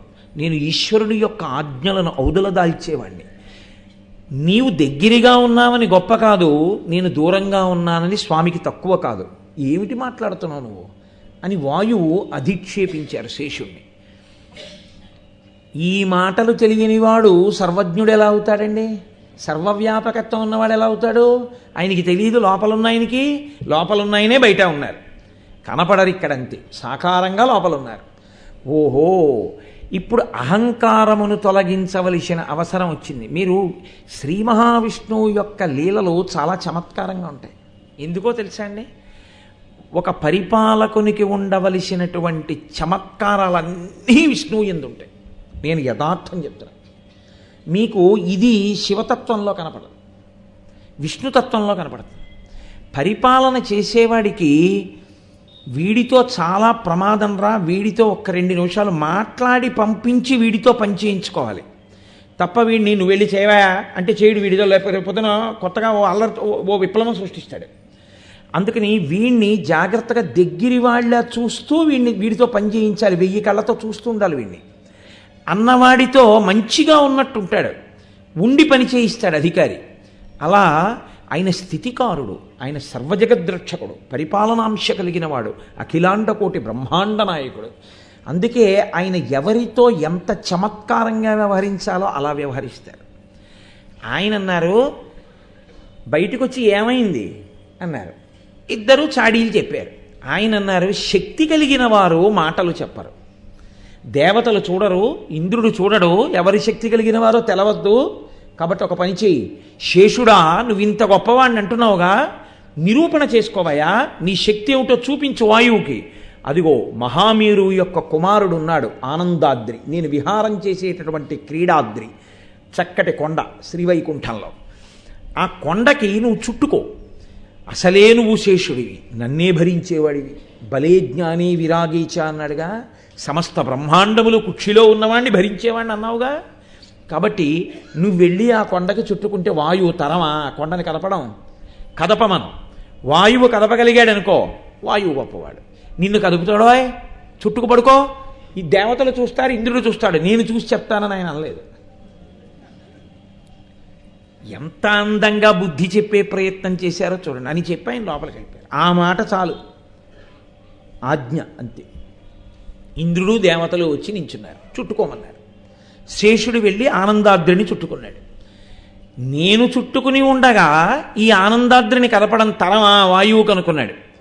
ఆయన వచ్చి కనిష్టాంగుళి సంస్పర్శ పర్వతో భోగి సంయుత సహస్రమర్ధలక్షంచ దక్షిణాభిముఖోయయౌ. ఆ వాయువు సాకారమును ఒక రూపాన్ని ధరించి తన కాలికి ఉన్నటువంటి చిటికిన వేలితో ఇలా తగల్చారు. 1500 లక్షల యోజనముల దూరం అత్యంత వేగంతో వెళ్ళిపోతూ దక్షిణ దేశాన్ని దాటుతోంది ఆ పర్వతం. వైకుంఠం నుంచి 1500 లక్షల యోజనములు దాటింది వాయువు తన చిటికిన వేలుతో కొడితే అని రాశారు పురాణంలో. సహస్రమర్ధలక్షంచ దక్షిణాభిముఖోయయౌ. అది దిగలేదు, అది వెళ్ళిపోతోంది తీవ్రమైన వేగంతో, ఇంకా ఎక్కడ పడుండునో. అప్పుడు మహామేరు వాయువుని ప్రార్థన చేశాడు, నా కొడుకు ఆనందాద్రి, అహంకారం శేషుడిది, నిష్కారణంగా గాలికి వెళ్ళిపోతున్నవాడు నా కొడుకు, అయ్యా నువ్వు దయచేసి ఆ ఆనందాద్రిని దింపు అన్నారు. ఈశ్వరుని యొక్క శాసనం అది, అసలు రహస్యం మనను ఉద్ధరించాలి. కాబట్టి ఇప్పుడు ఆ శేషాద్రి, ఆ వెళ్ళిపోతున్నటువంటి కొండని వాయువు అకస్మాత్తుగా ఎవరు తన్నాడో ఆయనకి మళ్ళీ పట్టుకునే శక్తి ఉండదండి, ఆయన ఆపాడు. ఎక్కడ దింపుదామని చూశాడు. సువర్ణముఖి నదీ తీరమునందు, ఉత్తర తీరమునందు దింపారు. ఏమి అన్ని నదులుండగా సువర్ణముఖి తీరంలో దింపడం ఎందుకు? మనమంటే సువర్ణముఖి అంటున్నాం కానీ అసలు నిజానికి పురాణంలో దాని పేరు సువర్ణముఖి కాదు, సువర్ణముఖరి దాని పేరు. మీరు కావాలంటే పురాణాన్ని పరిశీలనం చేయండి, వ్యాసుడు చెప్పిన మాటలు చూడండి. ఆ నది మామూలుగా వచ్చిన నది కాదు, అది తనంత తాను పర్వతమునందు పుట్టినది కాదు. అది పశ్చిమం నుంచి తూర్పుకు ప్రవహిస్తూ ఉంటుంది. ఆ నది పుట్టడానికి కారణం ఒకానొకప్పుడు పార్వతీ కళ్యాణానికి అందరూ ఉత్తర దిక్కు వెళ్ళిపోతే భూమి ఉత్తర దిక్కు వైపుకి దిగిపోయింది, దక్షిణం పైకి లేచిపోతుంది. అప్పుడు పరమేశ్వరుడు అన్నాడు, అందరూ వచ్చేయడం వల్ల ఉత్తర దిక్కున భూమి వాలిపోతోంది. అగస్త్య మహర్షి నువ్వొక్కడివి దక్షిణ దిక్కుకెడితే చాలు, అంతటి తపోశక్తివంతుడవు, నీవు దక్షిణ దిక్కుకెళ్ళి నిలబడు, పార్వతీ కళ్యాణం నీకు కనపడుతుందన్నాడు. అంటే ఆయన వింధ్య పర్వతాన్ని దాటుతుంటే వింధ్యుడు తల ఉంచి నమస్కరించాడు, ఆయన వింధ్యని దాటారు. సరే, ఆ వింధ్య దాటిన కథ మీ అందరికీ తెలుసు. దాటి ఈవలి ఒడ్డుకు వచ్చి దక్షిణ దేశంలోకి ప్రవేశించారు. ఒక పర్వతం ఒకటి అగస్త్య పర్వతము అని పిలుస్తారు. ఇప్పుడు మనం శ్రీకాళహస్తి క్షేత్రం ఏం చెప్తున్నామో ఆ శ్రీకాళహస్తి క్షేత్రం కన్నా ఇంకా కొద్దిగా యువతల అగస్త్య పర్వతం మీద ఆయన నివాసం ఉండేవారు. అక్కడ నీటి కయ్యలు ఉండేవి. ఆ నీటి కయ్యలలో నీటిని స్నానానుష్ఠానములకు వాడుతుండేవారు. ఆయనకి చాలామంది శిష్యులు, దక్షిణ దిక్కుకి అసలు గౌరవం వచ్చిందంటే అగస్త్యుడి వల్లే, అంతటి మహానుభావుడు. ఆయన దగ్గరికి వచ్చి శిష్యులు అన్నారు, ఈ పర్వతం మీద అన్నీ ఉన్నాయి, ఒక జీవనది లేదు. మీరు మహాతపస్సంపన్నులు, మీరు తలుచుకుంటే ఒక జీవనదిని తేగలరు. అటువంటి నదిని, ఒకదాన్ని, గొప్ప శక్తివంతమైన నదిని ప్రవహించేటట్టుగా అనుగ్రహించండి అన్నారు. ఆయన చతుర్ముఖ బ్రహ్మగారి గురించి తపస్సు చేశారు. ఎంత తపస్సో మీరు అది చదివి చూడాలి పురాణంలో. అసలు అటువంటి తపస్సు చేశాడు ఆయన. చేస్తే బ్రహ్మగారు ప్రత్యక్షమయ్యారు. ఏం కావాలని అడిగారు. అది ఋషి యొక్క తపస్సుకి రాక్షస తపస్సుకి తేడా అక్కడ ఉంటుంది. ఆయనేమన్నారో తెలుసా అండి? ఏ నది పేరు స్మరించినంత మాత్రము చేత పాపములు తొలగిపోతాయో, ఏ నదీ జలముల యందు అస్థికల్ని తీసుకెళ్లి నిమజ్జనం చేసినంత మాత్రం చేత సోపానం సమాయాతి, అది బ్రహ్మలోకాధిరోహణే, చచ్చిపోయి మహాపాపాలు చేసిన వాడి అస్థికలు తీసుకెళ్ళి ఆ నదిలో నిమజ్జనం చేసిన జీవుడు బ్రహ్మలోకానికి వెళ్ళాలి. అంత శక్తివంతమైనటువంటి నది అయి దాని యందు స్నానం చేసినంత మాత్రము చేత పాపములను పోగొట్టగలిగినదై, దాని ప్రవాహము చేత దశ దిక్కులను ప్రకాశింపచేయగలిగినదై, ఎన్నడూ కూడా అది ప్రవహించినటువంటి మార్గంలో గొప్ప పంటలు పండేటటువంటి తీయని జలములతో కూడినదైనటువంటి నదిని మీరు అనుగ్రహించి, నేను ఎటు నడిచి వెడతానో అటువైపు ఆ నది ప్రవహించేటట్టుగా మీరు అనుగ్రహించండి. నదికి ప్రవాహ మార్గాన్ని బ్రహ్మగారు నిర్ణయిస్తారు. నదీ ప్రవాహ మార్గం ఎవ్వరూ నిర్ణయించరు. మీరు కావాలంటే రామాయణం చూడండి. నదీ ప్రవాహ మార్గాన్ని సృష్టి ప్రారంభంలో చతుర్ముఖ బ్రహ్మగారు నిర్ణయిస్తారు నదిలో వెళ్ళాలని. ఆ నదికి అందుకే ఎవరు దారి చెప్పక్కర్లా, అటే వెళ్ళిపోతుంది అలాగా సముద్రానికి. నదీ నదములు అని 2 పేర్లు, అవి అలా వెళతాయి సముద్రంలోకి. అగస్త్యుడు అన్నాడు, నువ్వు నిర్ణయం చేయడం కాదు, నేను నిర్ణయం చేస్తాను. నేను ఎటు నడుస్తానో నది అటు రావాలి, అటువంటి నది నిమ్మని అడిగారు.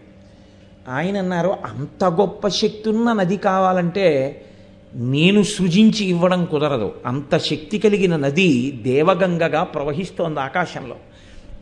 ఆ గంగ ఇవ్వాలి. నువ్వింత గొప్ప కోరిక కోరావు కాబట్టి నేను గంగని పిలుస్తానని గంగమ్మని పిలిచి అడిగారు. నీ అంశతో విడిచిపెడతావా ఒక పాయని అని అడిగారు. ఆనాడు గంగానది అగస్త్య మహర్షికి నమస్కరించి, మీరు కోరిన కోరిక వల్ల యుగములు దాటిపోయినా జనులు ఉన్నతిని పొందేటట్టుగా నా అంశతో నదిని సృజిస్తున్నానని ఆనాడు విడిచిపెట్టింది. ఆ నది గంగానుగ్రహంతో అగస్త్య మహర్షి వెనకాతల ప్రవహించి వెడుతుంటే, అగస్త్యుడు పొట్టిగా ఉంటాడని, పొట్టిగా ఉంటాడు కాబట్టి కాళ్ళు పొట్టిగా ఉంటాయి. పొట్టి కాళ్ళు కాబట్టి పెద్ద పెద్ద అంగలు పడవు, పెద్ద పెద్ద అంగలు పడవు కాబట్టి మెల్లిగా నడుస్తాడు. మెల్లిగా నడిచే అగస్త్య మహర్షి వెనకాతల ప్రవాహ వేగంతో వెళ్లకుండా అంత జాగ్రత్తగా అనుగమించి వెళ్ళింది ఆయన మీద గౌరవంతో నది. అది వెడుతుంటే ఆనాడు 10 దిక్కులు ప్రకాశించేట, బంగారు కాంతికి ఎలా ప్రకాశిస్తాయో అలా ప్రకాశించాయి. 10 దిక్కులను ఆవిర్భావమునందు ప్రకాశింపచేసిన నది కాబట్టి దానికి సువర్ణముఖరి అని పేరు. అది పాపిడి కొండలు అన్నది పురాణవాక్కు. గోదావరి నదిని పాపిడి ఎలా తీస్తామో అలా మధ్యకి చీలుస్తాయి కాబట్టి ఆ కొండలు పాపిడి కొండలు. పాపిడి కొండలు పాపిడి కొండలు ఆఖరికి మనం ఏం చేశామంటే పాపి కొండలు చేసి కూర్చున్నాం. ఎక్కడ చూసినా పాపం గురించిన ఉపన్యాసాలేగా, అందుకని పాపిడి కొండలు కూడా పాపి కొండలే అయిపోయాయి. కాబట్టి అలా మనం ఏం చేశామంటే దాన్ని తీసుకెళ్ళి సువర్ణముఖి నదిని సువర్ణముఖి చేశాం. పోనంతవరకైనా ఉంచాం అదృష్టం. ఆ నదీ ప్రాశస్త్యము అంత గొప్పదిగా చెప్తారు. అందుకే నేను ఇప్పుడు మళ్ళీ ఆ మాటల్లోకి వెడితే బయటికి రావడం కష్టం. ఇది ఒకటి పూర్తి చేస్తే చాలు, వెనక ఉత్సవం ఉంది కాబట్టి. ఆ సువర్ణముఖిని ఉత్తర తీరంలో దింపాడు ఆయన. దింపి ఇక్కడ కలియుగంలో అనుగ్రహం కలగాలి కాబట్టి నేను ఈ నదిని, ఈ పర్వతాన్ని ఇక్కడ దింపుతున్నానని మహామేరువు ప్రార్థన అనుసరించి వాయుదేవుడు ఆనందాద్రిని అక్కడ దింపాడు. దింపడం వల్ల ద్వాపర యుగంలో శేషుడు యొక్క ఉద్ధతి కారణంగా వచ్చినటువంటి పర్వతం కాబట్టి దానికి శేషశైలము అని పేరు వచ్చింది. అదే పర్వతం కలియుగానికి వచ్చేటప్పటికీ ఈశ్వరుని యొక్క ఆనందాద్రి వెంకటాచలమైంది. వెంకటాచలం అన్న పేరు ఎందుకు వచ్చింది అని అడిగారు. పూర్వం పురా పురంధరో నామ సోమయాజీ దృఢవ్రత దైవేన పూర్వపుణ్యేన పుత్రోస్యాస్య సుతోభవత్. పూర్వం శ్రీకాళహస్తి నగరం దగ్గరలో పురంధరుడు అని సోమయాజి, సోమయాజి అంటే యజ్ఞము చేసినవాడు, యజ్ఞములు చేసేటటువంటి సోమయాజి ఉన్నాడు. ఆయనకి బిడ్డలు లేరు. ఆయన అన్నాడు, బిడ్డలు లేకపోతే పీడపోయారు. ఈశ్వరుడు ఉన్నాడుగా, నాకు చాలు. ఈశ్వరుడు నాకు ఇవ్వాలనుకుంటే ఇస్తాడు. అలా ఇవ్వడం వల్ల నేను పాడవుతాననుకుంటే ఈశ్వరుడు నాకు ఇవ్వడు. కాబట్టి నాకు ఇవ్వకపోయినా ఈశ్వరుడికి నమస్కారం, ఇచ్చినా నాకు నమస్కారం. ఇలాంటి భక్తుడి విషయంలో ఈశ్వరుడు చాలా జాగ్రత్తగా ఉంటాడు. తననే నమ్ముకుని ఉన్నాడు. ఆయన ఏం చేశాడంటే వృద్ధుడైపోయిన పురంధరుడికి కొడుకునిచ్చాడు. దైవేన పూర్వపుణ్యేన. ఆయన అన్నాడు, ఇది దైవానుగ్రహం అన్నాడు. ఆ పిల్లవాడికి మాధవ శర్మ అని పేరు పెట్టాడు. చక్కగా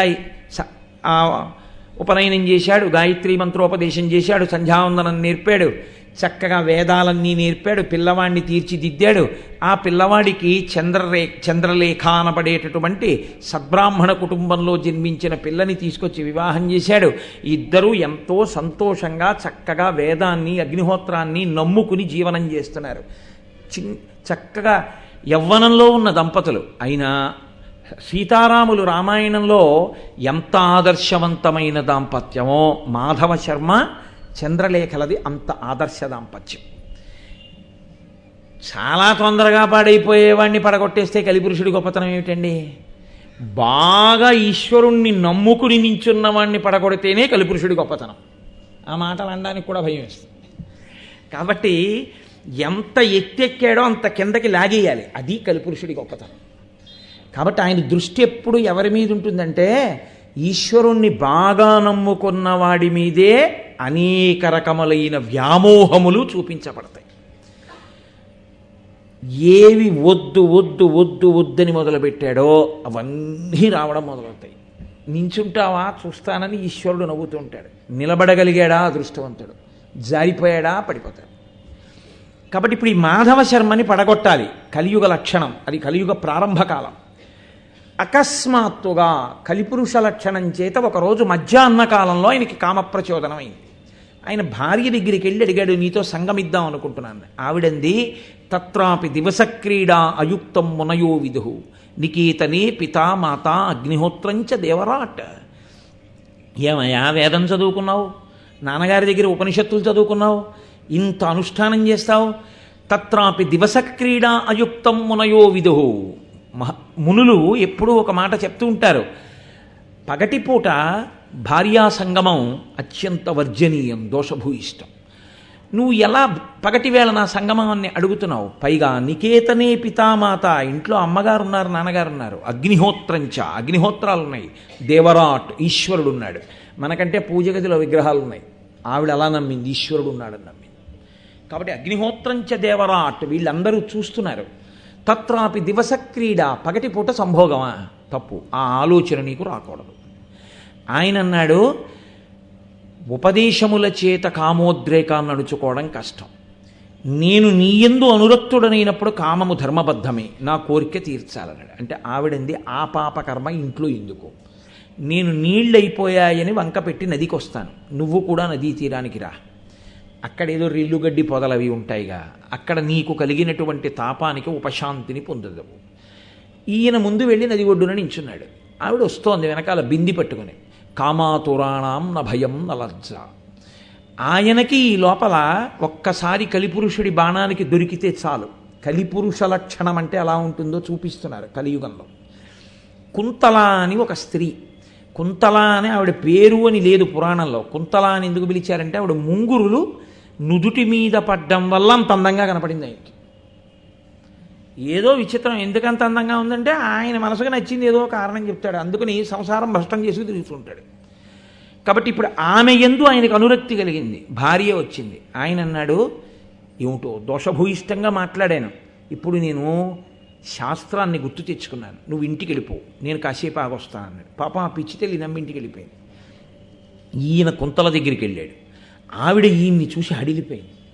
హడిలిపోయి ఆవిడంది, సద్బ్రాహ్మణుడవు, వేదవేదాంగములు చదువుకున్నావు, సమస్త సంస్కారములు జరిగిన తర్వాత పుట్టినటువంటి వాడివి. నీ తండ్రి గారు చూస్తే మహానుభావుడు, గొప్ప భక్తుడు, నీకు సదాచార సంపన్న అయిన భార్య ఉంది, అగ్నిహోత్రం చేస్తావు, వేదం చదువుకున్నావు, నీకు ఇదేం పాడు బుద్ధి? పరస్త్రీ సంగదోషేణ భవో మరణంగతాహ. పరస్త్రీని కోరుకున్న వాళ్ళు ఎందరో చనిపోయారు. నువ్వు కూడా ఆ వరుసలో వెళ్ళిపోదాం అనుకుంటున్నావా? ఇదెక్కడ దిక్కుమాలిన బుద్ధి పుట్టింది? నీవేమో ఆవు పాలు తాగినవాడివి, చాలా జాగ్రత్తగా ఈశ్వరనామం చెప్తూ ఉండగా పచనము చెయ్యబడిన అన్నం తిన్నవాడివి. నేనేమో గోమాంసం తిన్నదాన్ని. గోవులను చంపి చంపి ఈ చేతులు కాయలు కట్టాయి. నువ్వేమో గోవు నుంచి వచ్చిన పంచగవ్యాలతో ఇతరుల పాపములు కడిగేవాడివి. నువ్వేమో నిలబడి కూడా మంచినీళ్లు తాగవు. నేనేమో కూర్చుని ఇప్పుడు మంచినీళ్లు కూడా తాగను, నిలబడి కళ్ళు తాగుతాను. నేను ఎన్ని మాటలు వ్యభిచార గృహాలకు వెళ్ళానో, ఎంతమంది పురుషులతో క్రీడించానో నాకే జ్ఞాపకం లేదు.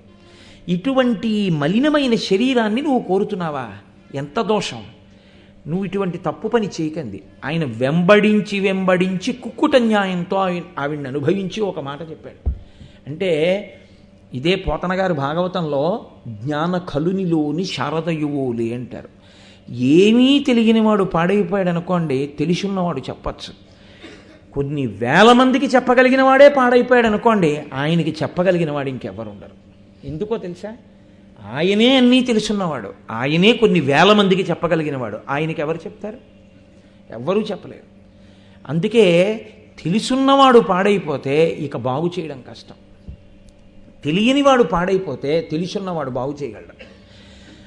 అందుచేత ఆయన అన్నాడు, ఏమిటి పిచ్చిదానా అలా మాట్లాడతావు? లవణోదకేన రత్నాని, ఉప్పు నీటిలో రత్నాలున్నాయి. అంత మాత్రం చేత రత్నాలు పనికిమాలినవి అయ్యాయా? ఏమిటో గోమాంసం తిన్నాను కళ్ళు తాగానంటే అంత మాత్రం చేత నీ అందం తక్కువ అనుకుంటున్నావా? ఏమిటో విర్రి బ్రహ్మ. ఇన్నాళ్ళు బ్రహ్మగారిని పొగిడినవాడు అంటున్నాడు, పిచ్చి బ్రహ్మకి సృష్టి చేసిన అందాన్ని ఎక్కడ ఉంచాలో తెలియనివాడు, నా ఇంట్లో ఉండవలసిన దానివి అరణ్యంలో ఉన్నావు అని ఆమె పొందు అనుభవించాడు. కలిపురుష లక్షణం అంటే అలా ఉంటుంది. అది మాధవ శర్మ యొక్క దోషం అనకూడదు. మీరు చాలా జాగ్రత్తగా ఉండకపోతే పడగొట్టేస్తాడు ఆయన. కాబట్టి ఇప్పుడు ఆవిడంది, ఎలాగో చెయ్యరాని పని చేశావు, మళ్ళీ దొంగ ముఖం పెట్టుకుని ఇంటికెందుకు? తజయజ్ఞోపవీతంతే ముండయిత్వా శిరస్తథా చేసి అబ్రాహ్మణ్యముపాగమ్య భక్ష్య గోమాంసముత్తమం అంది. అలా చెయ్యడనుకుంది ఆవిడ. ఆవిడంది తజయజ్ఞోపవీతంతే, యజ్ఞోపవీతం తీసి అవతల పారాయి. ముండయిత్వా, శిఖ లేకుండా గుండు చేయించుకో. ముండయిత్వా శిరస్థథ చేయించుకుని అబ్రాహ్మణ్యముపాగమ్య, దానివల్ల ఉన్న బ్రాహ్మణ్యాన్ని విడిచిపెట్టి అదిగో అక్కడ ఆవు కనపడుతోంది, దాన్ని చంపేసి ఆ మాంసం పట్టరా ఉడికించిస్తాను తినేయి అంది. భక్ష్య గోమాంసముత్తమం, నీ కోసం ఏదైనా చేస్తానని యజ్ఞోపవీతం తీసి విసిరేశాడు. పిలక లేకుండా గుండు చేయించేసుకున్నాడు. వెళ్ళి ఆవుని చంపేసి దాని శరీరం కోసేసి మాంసం తెచ్చి కుంతలకిచ్చి ఆవిడ ఉడికించి పెడితే ఆ మాంసం తిన్నాడు. తిని కుంతల కన్నా జీవితం ఎక్కడుందన్నాడు. ఎవరు? అహర్నిశలు వేదాన్ని ఆమ్నాయం చేసేటటువంటి వాడు. అటువంటి వాడు ఆ స్థాయికి వచ్చి అరణ్యంలో కుంతలతో కలిసి తిరుగుతున్నాడు. ఇది కలిపురుషుడు యొక్క ఉద్ధత అంటే కలియుగంలో. ఇంత స్థితిలో ఆయన ఉంటే, అయ్యో నా బిడ్డలు పాడైపోతున్నారని వచ్చి నించున్నవాడు వెంకటేశ్వరుడు రక్షించడానికి. అందుకని కూర్చోకుండా నిలబడే ఉన్నాడు నా స్వామి. ఎంత ఉదారుడో చూడండి. ఇప్పుడు లోకంలో కొంతకాలం అయ్యాక శరీరం పడిపోవాలి కదండి. కొంతకాలం అయ్యాక కుంతల మరణించింది. ఈయనకి వైరాగ్యం వచ్చింది. వైరాగ్యం కాదు, బాధ కలిగింది.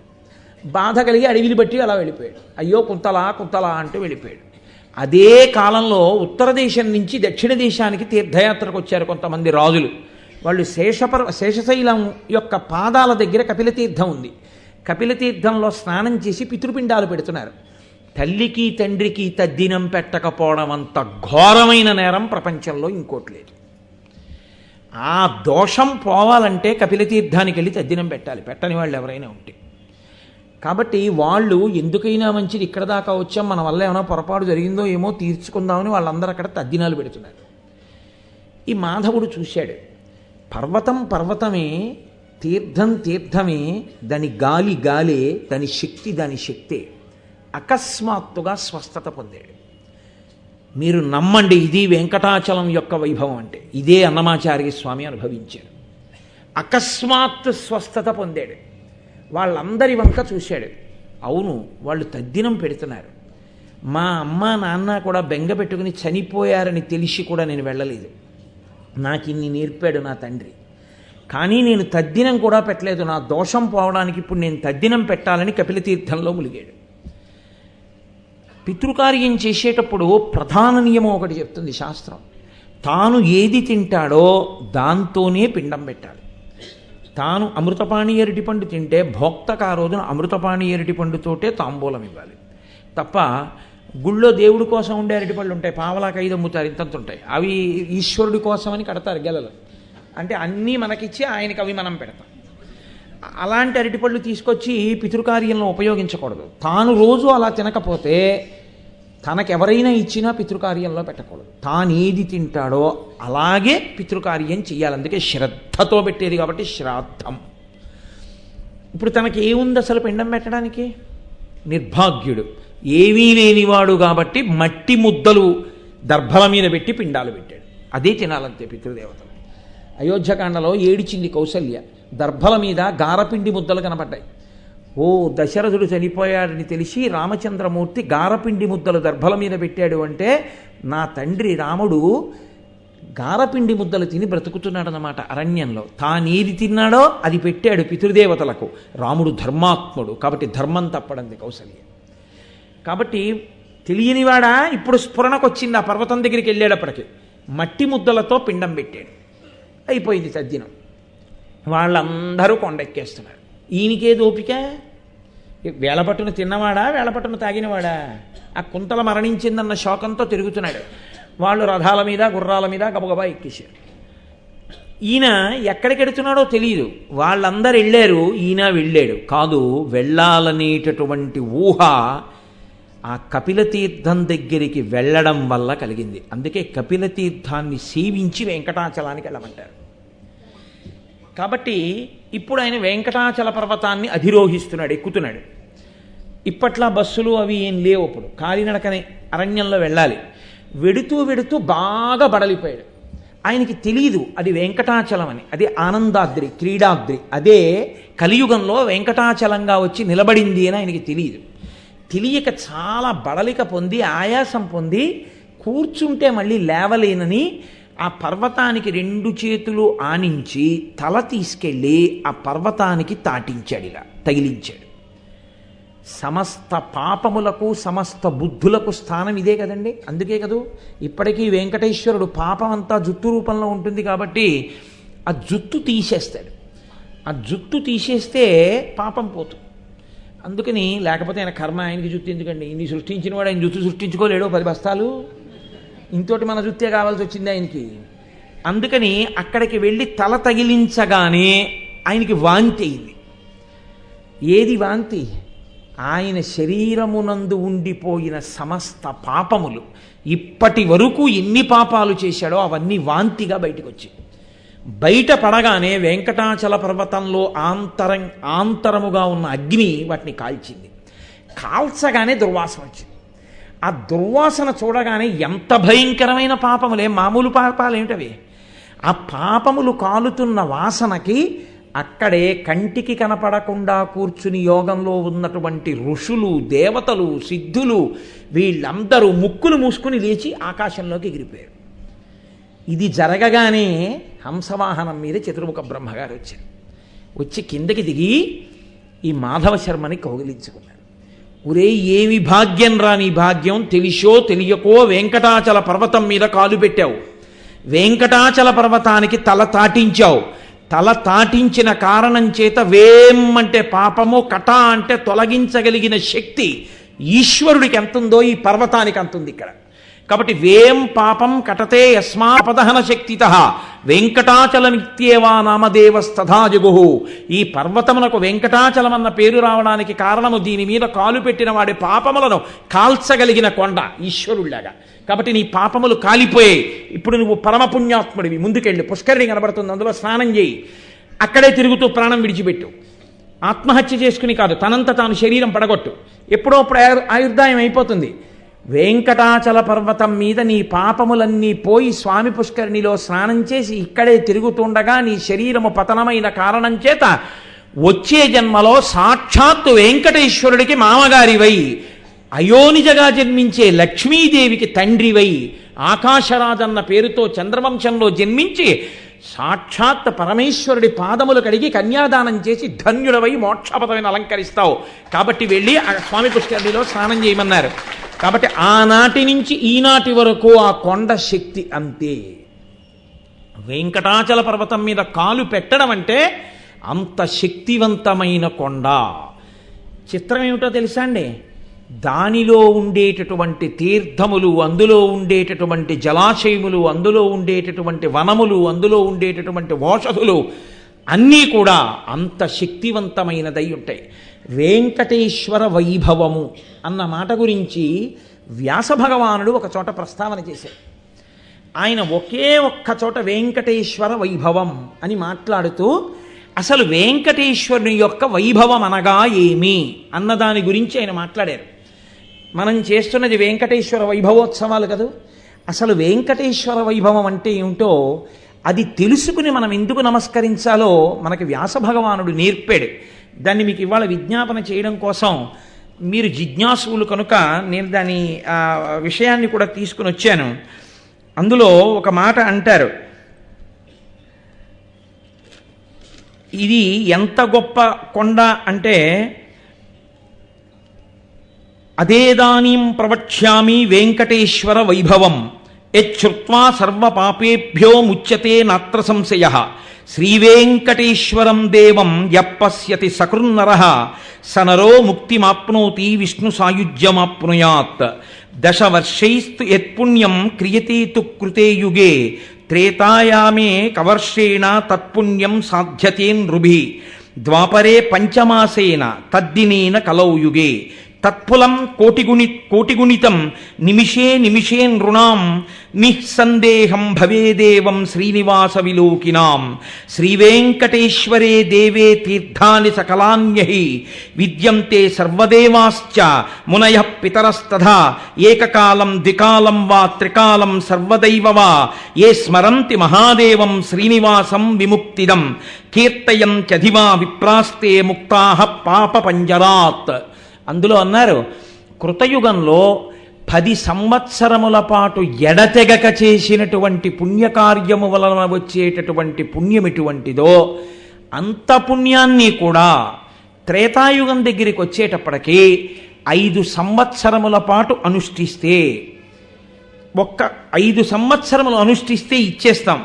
అది త్రేతాయమేవ కర్షేణ తత్పుణ్యం సాధ్యతే నృభిః ద్వాపరే పంచమాసేన తద్దినేన కలవు యుగే. త్రేతాయుగం దగ్గరికి వచ్చేటప్పటికీ 10 సంవత్సరాలు కృతయుగంలో చేసిన దాన్ని కేవలం 5 సంవత్సరాలు చేస్తే చాలు. ద్వాపర యుగం దగ్గరికి వచ్చేటప్పటికీ 5 నెలలు చేస్తే చాలు. కలియుగం దగ్గరికి వచ్చేటప్పటికీ ఒక్క క్షణం పాటు వెంకటేశ్వరుని యొక్క మూర్తిని తదేకంగా చూస్తే చాలు.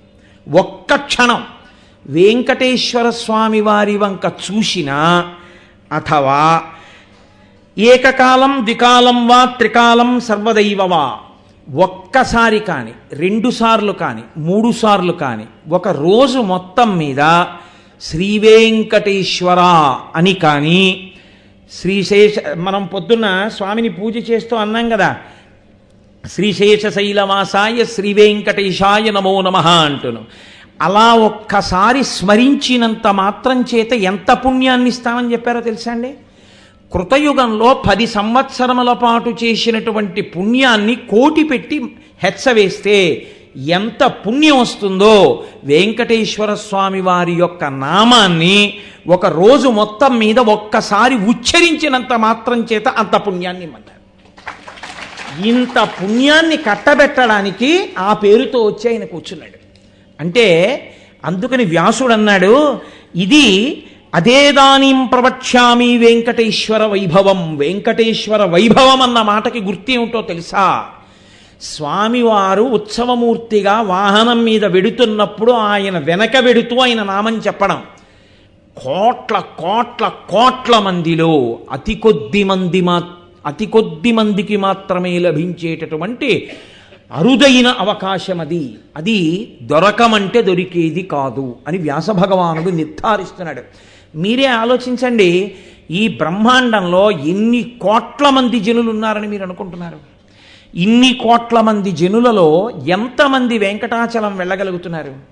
ఈ వెంకటాచలం వెళ్ళిన వాళ్ళల్లో వెంకటేశ్వర నామాన్ని అక్కడికి వెళ్ళి చెప్పగలిగినటువంటి స్థితిలో, అక్కడికి వెళ్ళి కూడా లౌకికంగా బ్రతకకుండా వెంకటేశ్వర నామం చెప్పగలిగిన వాళ్ళు ఎవరున్నారు?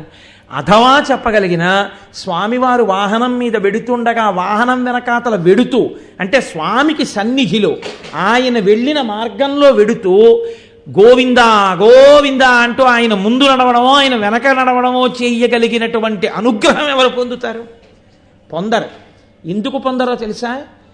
ఆయన అనుగ్రహించాలి ఎక్కడైనా ఎవరినైనా అని అనుకుంటే ఆయనే కిందకి దిగి వచ్చేస్తాడు, ఏడుకొండల మించి వచ్చి వాహనారూఢుడై తిరుగుతాడు. తిరిగి తన వెంట ఎవరు తిరగాలో ఆయన నిర్ణయిస్తాడు. ఆయన అనుగ్రహం లేకుండా ఆయన వెడుతుండగా ఆయన వెంట కానీ ఆయన ముందు కానీ వెళ్ళలేడు. ఒళ్ళు మరిచి పాడలేడు, ఒళ్ళు మరిచి కోలాటం ఆడలేడు. అలా ఆడినా పాడినా ఆయన అనుగ్రహం పరిపుష్టమైందని గుర్తు. కృతయుగంలో 10 ఏళ్ళు చేసిన పుణ్యాన్ని కోటి పెట్టి గుణించి వీడు పొందాడని గుర్తు. ఆ యోగ్యత వీడికుంటే ఈశ్వరుడు రాణిస్తాడు, లేకపోతే రానివ్వడు. నా మాట కాదు, వ్యాస భగవానుడి మాట. స్కాందంలో వ్యాసుడిచ్చినటువంటి విషయాన్ని నేను కేవలం వాచికంగా చెప్తే ప్రమాణం ఉందా అని మీరు అనుకుంటారని నేను ఇవాళ ఈ విషయాన్ని కూడా మీకు తీసుకొచ్చాను. అందులో వ్యాస భగవానుడు వెంకటాచల పర్వతం గురించి మాట్లాడుతూ ఒక మాట అంటారు. తస్య దర్శనమాత్రేణ బుద్ధి సాఖ్యం నృణాం భవేత్ తన్మూర్ధని కృతావాసాః సిద్ధచారణయోషితః పూజయంతి సదాకాలం వెంకటేశం కృపానిధిం కోటయో బ్రహ్మహత్యానామగమ్యాగమ కోటయః అంగలగ్నా వినశ్యంతి వెంకటాచల మారుతైః. వెంకటాచల పర్వతం మీదకి ఎక్కుతున్నప్పుడు ఆ పర్వతం నుంచి వచ్చేటటువంటి గాలి శరీరానికి తగిలినంత మాత్రం చేత అతను చెయ్యకూడనటువంటి మహాపాపములు ఎన్ని కోట్ల కోట్ల పాపములు చేశాడో అన్ని పాపములు కూడా నశించిపోతాయి. అంత గొప్ప శక్తి కలిగినటువంటి కొండ. అందుకే ఆ కొండ మీద ఎప్పుడూ కూడా తస్య దర్శనమాత్రేణ బుద్ధి సాఖ్యం రుణాం భవేత్. ఆ కొండ వంక ఇలా చూస్తే చాలట గొప్ప స్వస్థత కలుగుతుంది. అసలు నిజానికి అది కనకాచలము, బంగారు కొండ. ఎందుకంటే అది ఆనందాద్రి, క్రీడాద్రి. కాబట్టి అది కొంతమందికి బంగారు కొండగానే దర్శనమిచ్చింది వెలిగిపోతూ. అటువంటి కొండ మీద గాలి నీకు తగిలితే చాలు, అటువంటి పర్వతం మీద కాలు పెట్టే అధికారాన్ని నీకు ఈశ్వరుడిస్తే నువ్వు చెప్పులతో ఆ కొండ ఎక్కడం మహాదోషం. మొదటిది. 2, నీకు ఈశ్వరుడు అనుగ్రహించిన అనుగ్రహాన్ని నువ్వు నిలబెట్టుకోవడం నీ చేతిలో ఉంది. తండ్రి గారు నీకు ఆస్తినివ్వడం తండ్రి గారు ఇచ్చినటువంటి ధర్మం. తండ్రి గారు ఇచ్చినటువంటి ఐశ్వర్యాన్ని నిలబెట్టుకోవడం కొడుకుగా నీ చేతిలో ఉంది.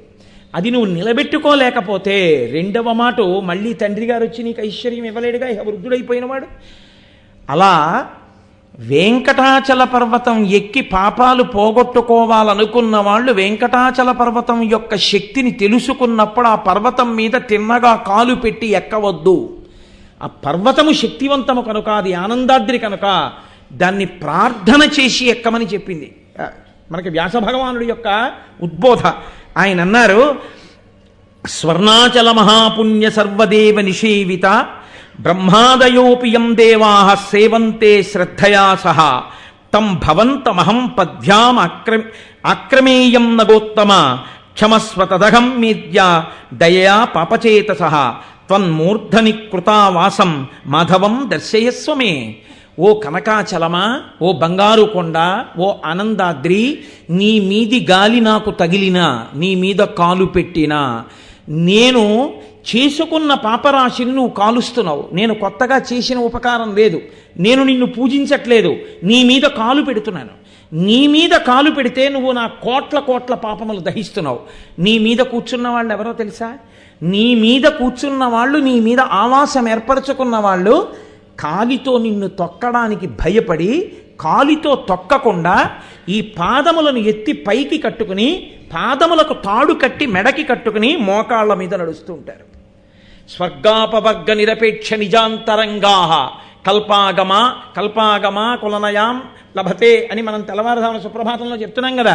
తద్గోపురగ్రశిఖరాన్ని నిరీక్షమాణా స్వర్గాపవర్గ పదవీం పరమాం శ్రయంతః మర్త్యా మనుష్య భవనే మతిమాశ్రయంతే శ్రీ వెంకటాచలపతే తవ సుప్రభాతం.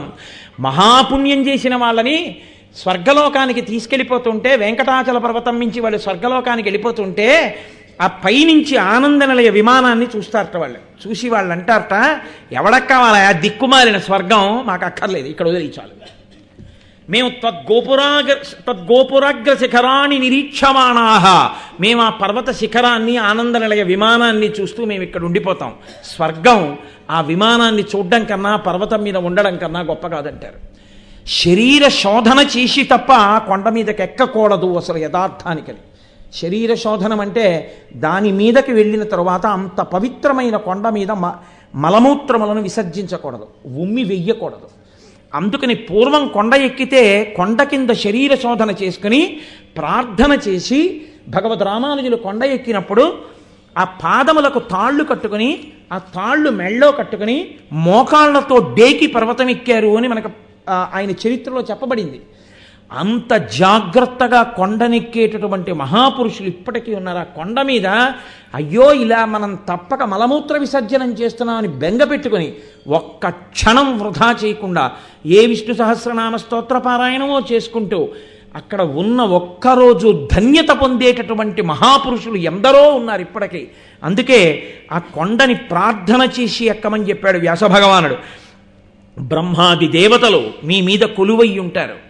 తెల్లవారుజామున సుప్రభాత దర్శనం చేసే ముందు రాత్రి ఏకాంత సేవ అయిపోయిన తర్వాత అక్కడ ఒక పాత్రలో మంచినీరు పెట్టి తలుపులు మూసేస్తారు.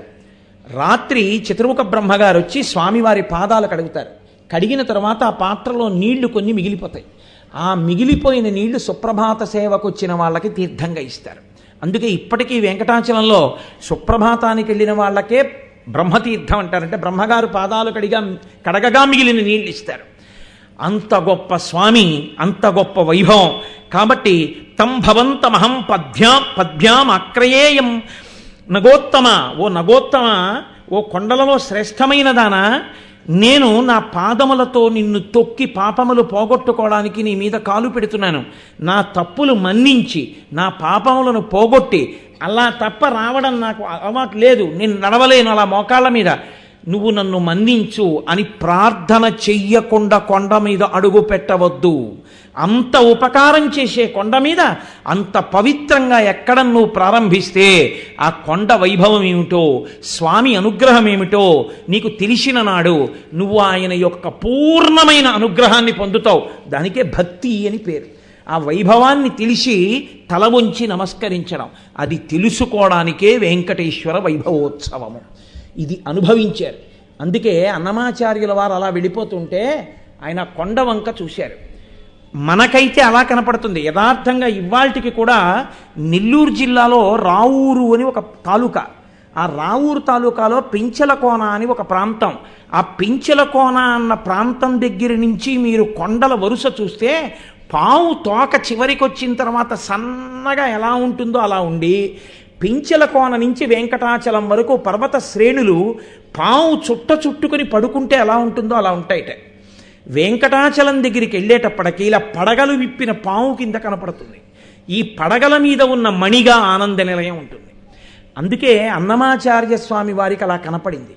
అదిగో అల్లదిగో శ్రీహరివాసము 10,000 శేషుల పడగలమయము అని ఆయన కీర్తన చేశారు. నిజంగా సహస్రదీపాలంకార సేవ జరుగుతుండగా అటువంటి కీర్తన వినపడుతుంటే ఒక్కసారి ఆ వెంకటాచల పర్వతాన్ని, వెంకటేశ్వరుణ్ణి స్మరిస్తూ మనం సహస్రదీపాలంకార సేవ చూడగలిగితే ఆనాడు మనం వెంకటేశ్వరుని యొక్క పరిపూర్ణమైన అనుగ్రహానికి పాత్రులమయ్యామని గుర్తు కదండి. అందుకే ఆ మహానుభావుడు అటువంటి వాడు. ఆ చేతిని చూసి పొంగిపోయారండి. ఇందరికీ అభయమ్ములిచ్చు చేయి, కందువకు మంచి బంగారు చేయి.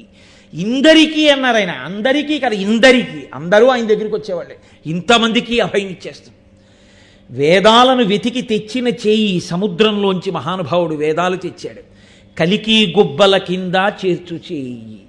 ఆ చేయి ఆ గొల్లభామలతో కలిసి ఆడుకుని రాసక్రీడలాడిన చెయ్యి, తన అన్నగారైనటువంటి దేవేంద్రుడికి రాజ్యం ఇప్పించడానికి ఇలా చెయ్యి చాపి రాజ్యం అడిగిన చెయ్యి, కృపాళు అయినటువంటి ఆ వెంకటేశ్వరుడు. అటువంటి స్వామి అదిగో నా ఏడుకొండలవాడిగా ఉండగా ఆ వెంకటేశ్వరుని యొక్క అభయహస్తం ఇలా చూపించినప్పుడు వెలిగిపోతున్న ఆ చెయ్యుందే, ఈ చెయ్యే ఇన్ని అవతారాల్లో ఇలా ఉద్ధరించింది. ఇందరికీ అభయమ్ములిచ్చు చేయి, కందువకు మంచి బంగారు చేయి అంటూ ఆ చేతినొక్క దాన్ని చూస్తూ కీర్తన చేసి పరవశించిపోయారు అన్నమాచార్య స్వామి. అదిగో అటువంటి మహానుభావుడు ఇప్పుడు గజవాహనం మీద బయలుదేరుతున్నాడు. గజవాహనానికి ఓ లక్షణం ఉంది. గజవాహనం మీద ఎందుకు ఎక్కిస్తారో తెలుసా అండి? సరే, గజము బలముగా దాని వైభవం ఏమిటన్న విషయాన్ని ఇప్పుడు నేను ప్రస్తావన చేయనదో పెద్ద ఉపన్యాసం, కాబట్టి దాన్ని వదిలిపెట్టేసేయండి. చతురంగ బలాల్లో గజబలం ఒకటి. గజమునకు కొన్ని దివ్య లక్షణములు ఉంటాయి. ఒకటి, లక్ష్మీదేవి యొక్క నివాస స్థానములలో ఒకటి ఏనుగు యొక్క కుంభస్థలం, మారేడు దళం యొక్క ఈనెలు ఉన్నటువంటి ప్రాంతము, ఆవు యొక్క వెనక తట్టు, పద్మము, సువాసిని పాపట తీసుకునే చోట ప్రారంభ స్థానమునందు సింధూరం పెట్టుకుని బొట్టు పెట్టుకునేటటువంటి ప్రాంతము, ఐదవది ఏనుగు యొక్క కుంభస్థలము. ఏనుగు కుంభస్థలం లక్ష్మీస్థానం. అందుకే అక్కడ ఈశ్వరుడు కూర్చునుండగా మనం ఆయన వంక చూస్తే మనకి ఉన్న అలక్ష్మి పోతుంది. ఏ కారణముల చేత కలిసి రావట్లేదో ఆ కారణములు, ఆ పాపములు తొలగి లక్ష్మీ అనుగ్రహమును మనకి కల్పిస్తాడు ఆయన. అందుకని ఏనుగు మీద పెడతాడు. కాదు, వర్షాకాలంలో అరణ్యంలో తీగలన్నీ పెరిగిపోతాయి. కుందేళ్ళు, చెవుల పిల్లులు, జింకలు, లేళ్ళు వెళ్ళడానికి దారి ఉండదు, తీగలు అడ్డొస్తాయి. అప్పుడు ఏ ప్రాణి వెళ్ళదు, అన్నీ అలా దిగులుగా పడుకుంటాయి. ఏ ప్రాణి విడితే ఈ తీగలు తెగిపోతాయో, ఏ ప్రాణి విడితే మార్గం వస్తుందో ఆ ప్రాణి ఏనుగొక్కటి. అది తొండంతో తీగలు తెంపుతూ ఇలా వెళ్ళిపోతుంటే అది వెళ్ళడం వల్ల మార్గం వచ్చేస్తుంది. అది వెళ్ళిన మార్గంలో వానాకాలం తర్వాత మిగిలిన జంతువులన్నీ నడుస్తాయి, పరిగెడతాయి. ఏనుగు ముందు నడిస్తే, ఏనుగు నడుస్తుండగా ఏనుగు మీద స్వామి ఉండగా ఆయన వెడుతున్నప్పుడు ఆయన ముందు కానీ ఆయన వెనక కానీ ఆయన నామం చెప్తూ వెళ్ళిన వాళ్ళకి జీవితంలో అప్పటి వరకు అడ్డొస్తున్న ప్రతిబంధకాలు తొలగి వాళ్ళ కోరికలు తీరుతాయి. కాదు, మూడవ కారణం ఏమిటో తెలుసా అండి? అందరికన్నా వినయవంతుడెవరు అంటే, ఎక్కువ మాట్లాడకుండా ఎదురుగుండా వచ్చి పెద్దలు మాట్లాడుతున్నప్పుడు నేను నోరు విప్పినంత మాత్రం చేత నా ఉమ్ము గబుక్కుని వారి మీద పడుతుందేమోనన్న భయంతో ఇలా చేతిని నోటికి అడ్డు పెట్టుకుని నిలబడిన వాడు ఎంత శక్తివంతుడైనా, ఇలా అడ్డు పెట్టుకున్న వాడెవడో వాడు వాక్కు యొక్క వైభవం తెలుసున్నవాడు, అత్యంత వినయం ఉన్నవాడు. అందుకే హనుమ ఇలా పెట్టుకుంటారు, ఆజ్ఞాపాలక హనుమ అంటారు. రామచంద్రమూర్తి పిలిస్తే స్వామి వస్తున్నానని గబుక్కుని ఎడితే ఆయన మీద ఉమ్ము పడుతుందేమో అని ఇలా కూర్చుని ఉంటారు. ఆయన ఇలాగే దూకుతారు ఆయన దగ్గరికి వెళ్ళినప్పుడు. అంత శక్తివంతుడై అంత వినయంగా ఉంటారు. మనం వినయ ప్రకటనం చెయ్యాలంటే ఇలా పెట్టుకోవాలి. లోకంలో తనంత తాను నోటికి చేతిని అడ్డు పెట్టుకు పుట్టిన ప్రాణి ఏనుగొక్కటే. ఎందుకంటే దానికి కింద నోరు ఉంటుంది, నోటికి అడ్డంగా చెయ్యి ఉంటుంది. దాని చెయ్యి దాని తొండమే. తొండాన్ని నోటికి అడ్డు పెట్టుకుంది కాబట్టి దాని ముఖదర్శనం చేయడం చేత ఒక మనుష్యుడు ఏ లక్షణములను పొందాలో ఆ లక్షణాలన్నీ వస్తాయి. ఆ లక్షణములు ఇవ్వగలిగిన వాడు ఈశ్వరుడు. ఆ ఈశ్వరుడు ఏనుగు మీద కూర్చునెడుతుండగా ముందో వెనకో నడిచిన వాళ్ళందరికీ అటువంటి మనుష్యత్వానికి సంబంధించిన మంచి లక్షణాలన్నీ సంప్రాప్తిస్తాయి. కాదు, ఏనుగుకున్న గొప్పతనం ఏమిటో తెలుసండి? ద్వైపం. ద్వైపం అంటే పుచ్చుకుంటే ఒక మాట పుచ్చుకుంటే రెండంచెలు, విసిరేస్తే ఒక అంచె. పుచ్చుకుందనుకోండి, ఓ అరటిపండు పుచ్చుకుందనుకోండి, ముందు తొండంతో పుచ్చుకుంటుంది, తర్వాత నోట్లో పెట్టుకుంటుంది. అందుకని ద్వైపం అంటారు. అదే ఏనుగు విసిరేయాలనుకుంది అనుకోండి చెరుక్కరని, రెండంచెల్లో విసరదు, తీసి ఇలా పారేస్తుంది అంతే. పుచ్చుకునేటప్పుడు ఆలోచించి 2 పర్యాయములు ఆలోచించి పుచ్చుకోనా వద్దా అని పుచ్చుకుంటాడు. అపరిగ్రహము, నాకు అనవసరం, ఈశ్వరుడు నాకు అన్ని ఇచ్చాడు, నాకు ఎందుకు అనుకుంటే తాను పుచ్చుకోడు. ఒకరికి ఇవ్వవలసి వచ్చింది, ఆలోచించకుండా ఇచ్చేస్తాడు. ఈ సల్లక్షణము మనుష్యుని ఎందు ప్రకాశించాలి. అందుకే పెళ్లి చేస్తే గృహస్థాశ్రమానికి వెళ్ళేటప్పుడు మొట్టమొదటి గురువు గారు చెప్పేది ఏంటంటే, శ్రియాదేయం, హ్రియాదేయం, భియాదేయం, శ్రద్ధయాదేయం, అశ్రద్ధయా అదేయం. ఇవ్వడం ఎలా ఇవ్వాలో నేర్పుతారు. అహంకారంతో ఇవ్వకూడదు. ఇది నేర్పుతుంది మనకి ఏనుగు. కాబట్టి ఏనుగు చాలా చాలా గొప్పది. కాదు, ఏనుగుకి ఇంకొక చాలా గొప్ప లక్షణం ఉంది. ఏమిటో తెలుసా అండి? అన్నిటికన్నా భూమి మించి చాలా తక్కువ ఎత్తు ఎగరగలిగినటువంటి ప్రాణి ఏనుగు. ఎందుకంటే దాని ఒళ్ళు దానికి బరువు.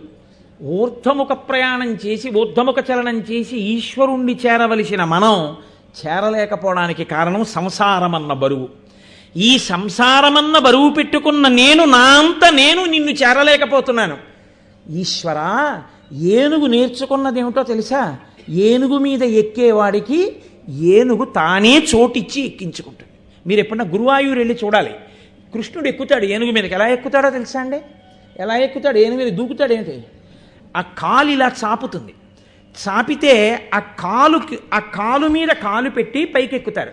పైకెక్కి దాన్ని చెవి పట్టుకుంటారు. చెవి పట్టుకుంటే కొంచెం ఇలా వంగుతుంది బాగా. మీరు ఎప్పుడన్నా గురువాయూరులో చూడాలి సాయంకాలం వేళ. సంధి అంటారు. అంటే దాని జాయింట్లో చిన్న కన్నంలా వస్తుంది, మెట్టులా. అప్పుడు ఆ మెట్టు మీద కాలేసి ఆ చెవి పట్టుకుని పైకెక్కి కూర్చుంటారు. అది ఈశ్వరుణ్ణి వహించేటప్పుడు నడక నడుస్తుంది, కానీ ఎంత జాగ్రత్తగా నడుస్తుందో తెలుసా అండి? గురువాయూరులో కృష్ణుణ్ణి దాని కుంభస్థలం మీద పెడతారు. ఇద్దరు అటు ఇటు నించుంటారు. ఇంత వాలుగా నించుని ఎంతంత చామరాలు వేస్తారో తెలుసా? ఆ చామరాలు ఇలా వేస్తుంటారు ఆయనకి. వేస్తుంటే ఇది ఇలా అందనుకోండి, కృష్ణుడు వీళ్ళిద్దరూ కూడా కింద పడాలి. అది చెవిలోకి పురుగు దూరనివ్వండి, చప్పుళ్ళు చేయనివ్వండి, దాని ముందు ఆపి పాటలు పాడనివ్వండి, పైన ఇలా వంకరగా నిలబడి చామరం వేసేటటువంటి వాళ్ళు వేస్తున్నంతసేపు తల కదపకుండా నడుస్తుంది. మళ్ళీ కొంతమంది పైనుంచి కిందకి దిగి మళ్ళీ ఎక్కాలనుకోండి, ఇప్పుడు ఇలా వంగిందనుకోండి, కృష్ణుడు ఒరిగిపోతాడు. ఇలా వంగదు. కుంభస్థలం అలాగే ఉంచి వెనక తట్టుని కిందకి దింపి కాళ్ళు ఇలా ఇలా ఇలా ఇలా కదిపి ఏడంకెలా పెడుతుంది. ఆ వెనక కాళ్ళ మించి తోక పట్టుకుని ఎక్కేసి ముందుకు వస్తారు. తన శరీరాన్ని ఈశ్వర సేవలో అంకితం చేసి ఏనుగు ధన్యమైపోయింది. నీ మనసు వినకపోతే నీ శరీరాన్ని గుళ్ళో కూర్చోబెట్టు, క్రమంగా నువ్వు ఈశ్వరుడి సేవకుడు అయిపోతావు. ఆయన పల్లకి పట్టుకో, ఆయన వెడుతుంటే గోవిందనామని చెప్పు, నిర్మోహమాటంగా కోలాటం ఆడు, ఉత్సాహంగా గంతులై పాటలు పాడు, స్వామి కాగడా పట్టుకో, డప్పులు వాయించు, ఛత్రం పట్టుకో, నామం చెప్పు, ఆయనతో తిరిగిరా. నువ్వు ఏనుగైపోయి నీ కుంభస్థలం మీద ఆయన కూర్చుని నిన్ను ధన్యుణ్ణి చేసేస్తాడు. నీ బరువు సంసారమైతే నిన్ను ఉద్ధరించి పైకెక్కిస్తాడు. కాదు, మిగిలినవి నేను చెప్పను. ఎందుకంటే ఇంకా అలా చెప్తూ కూర్చుంటే గజవాహనం ఎప్పుడు ఎడుతుంది. కాబట్టి ఇన్ని కోణముల రీత్యా ఇప్పుడు గజవాహనం మీద స్వామి బయలుదేరుతున్నాడు. మొదటి రోజు కదండి. మిగిలిన రోజులలో చేయవలసినటువంటి సేవలకు ఆటంకము కలుగకుండుగాక. ఈశ్వర, ఏనుగు మీద మీరు బయలుదేరితే మిగిలిన వాటికి దారి వచ్చేస్తుంది.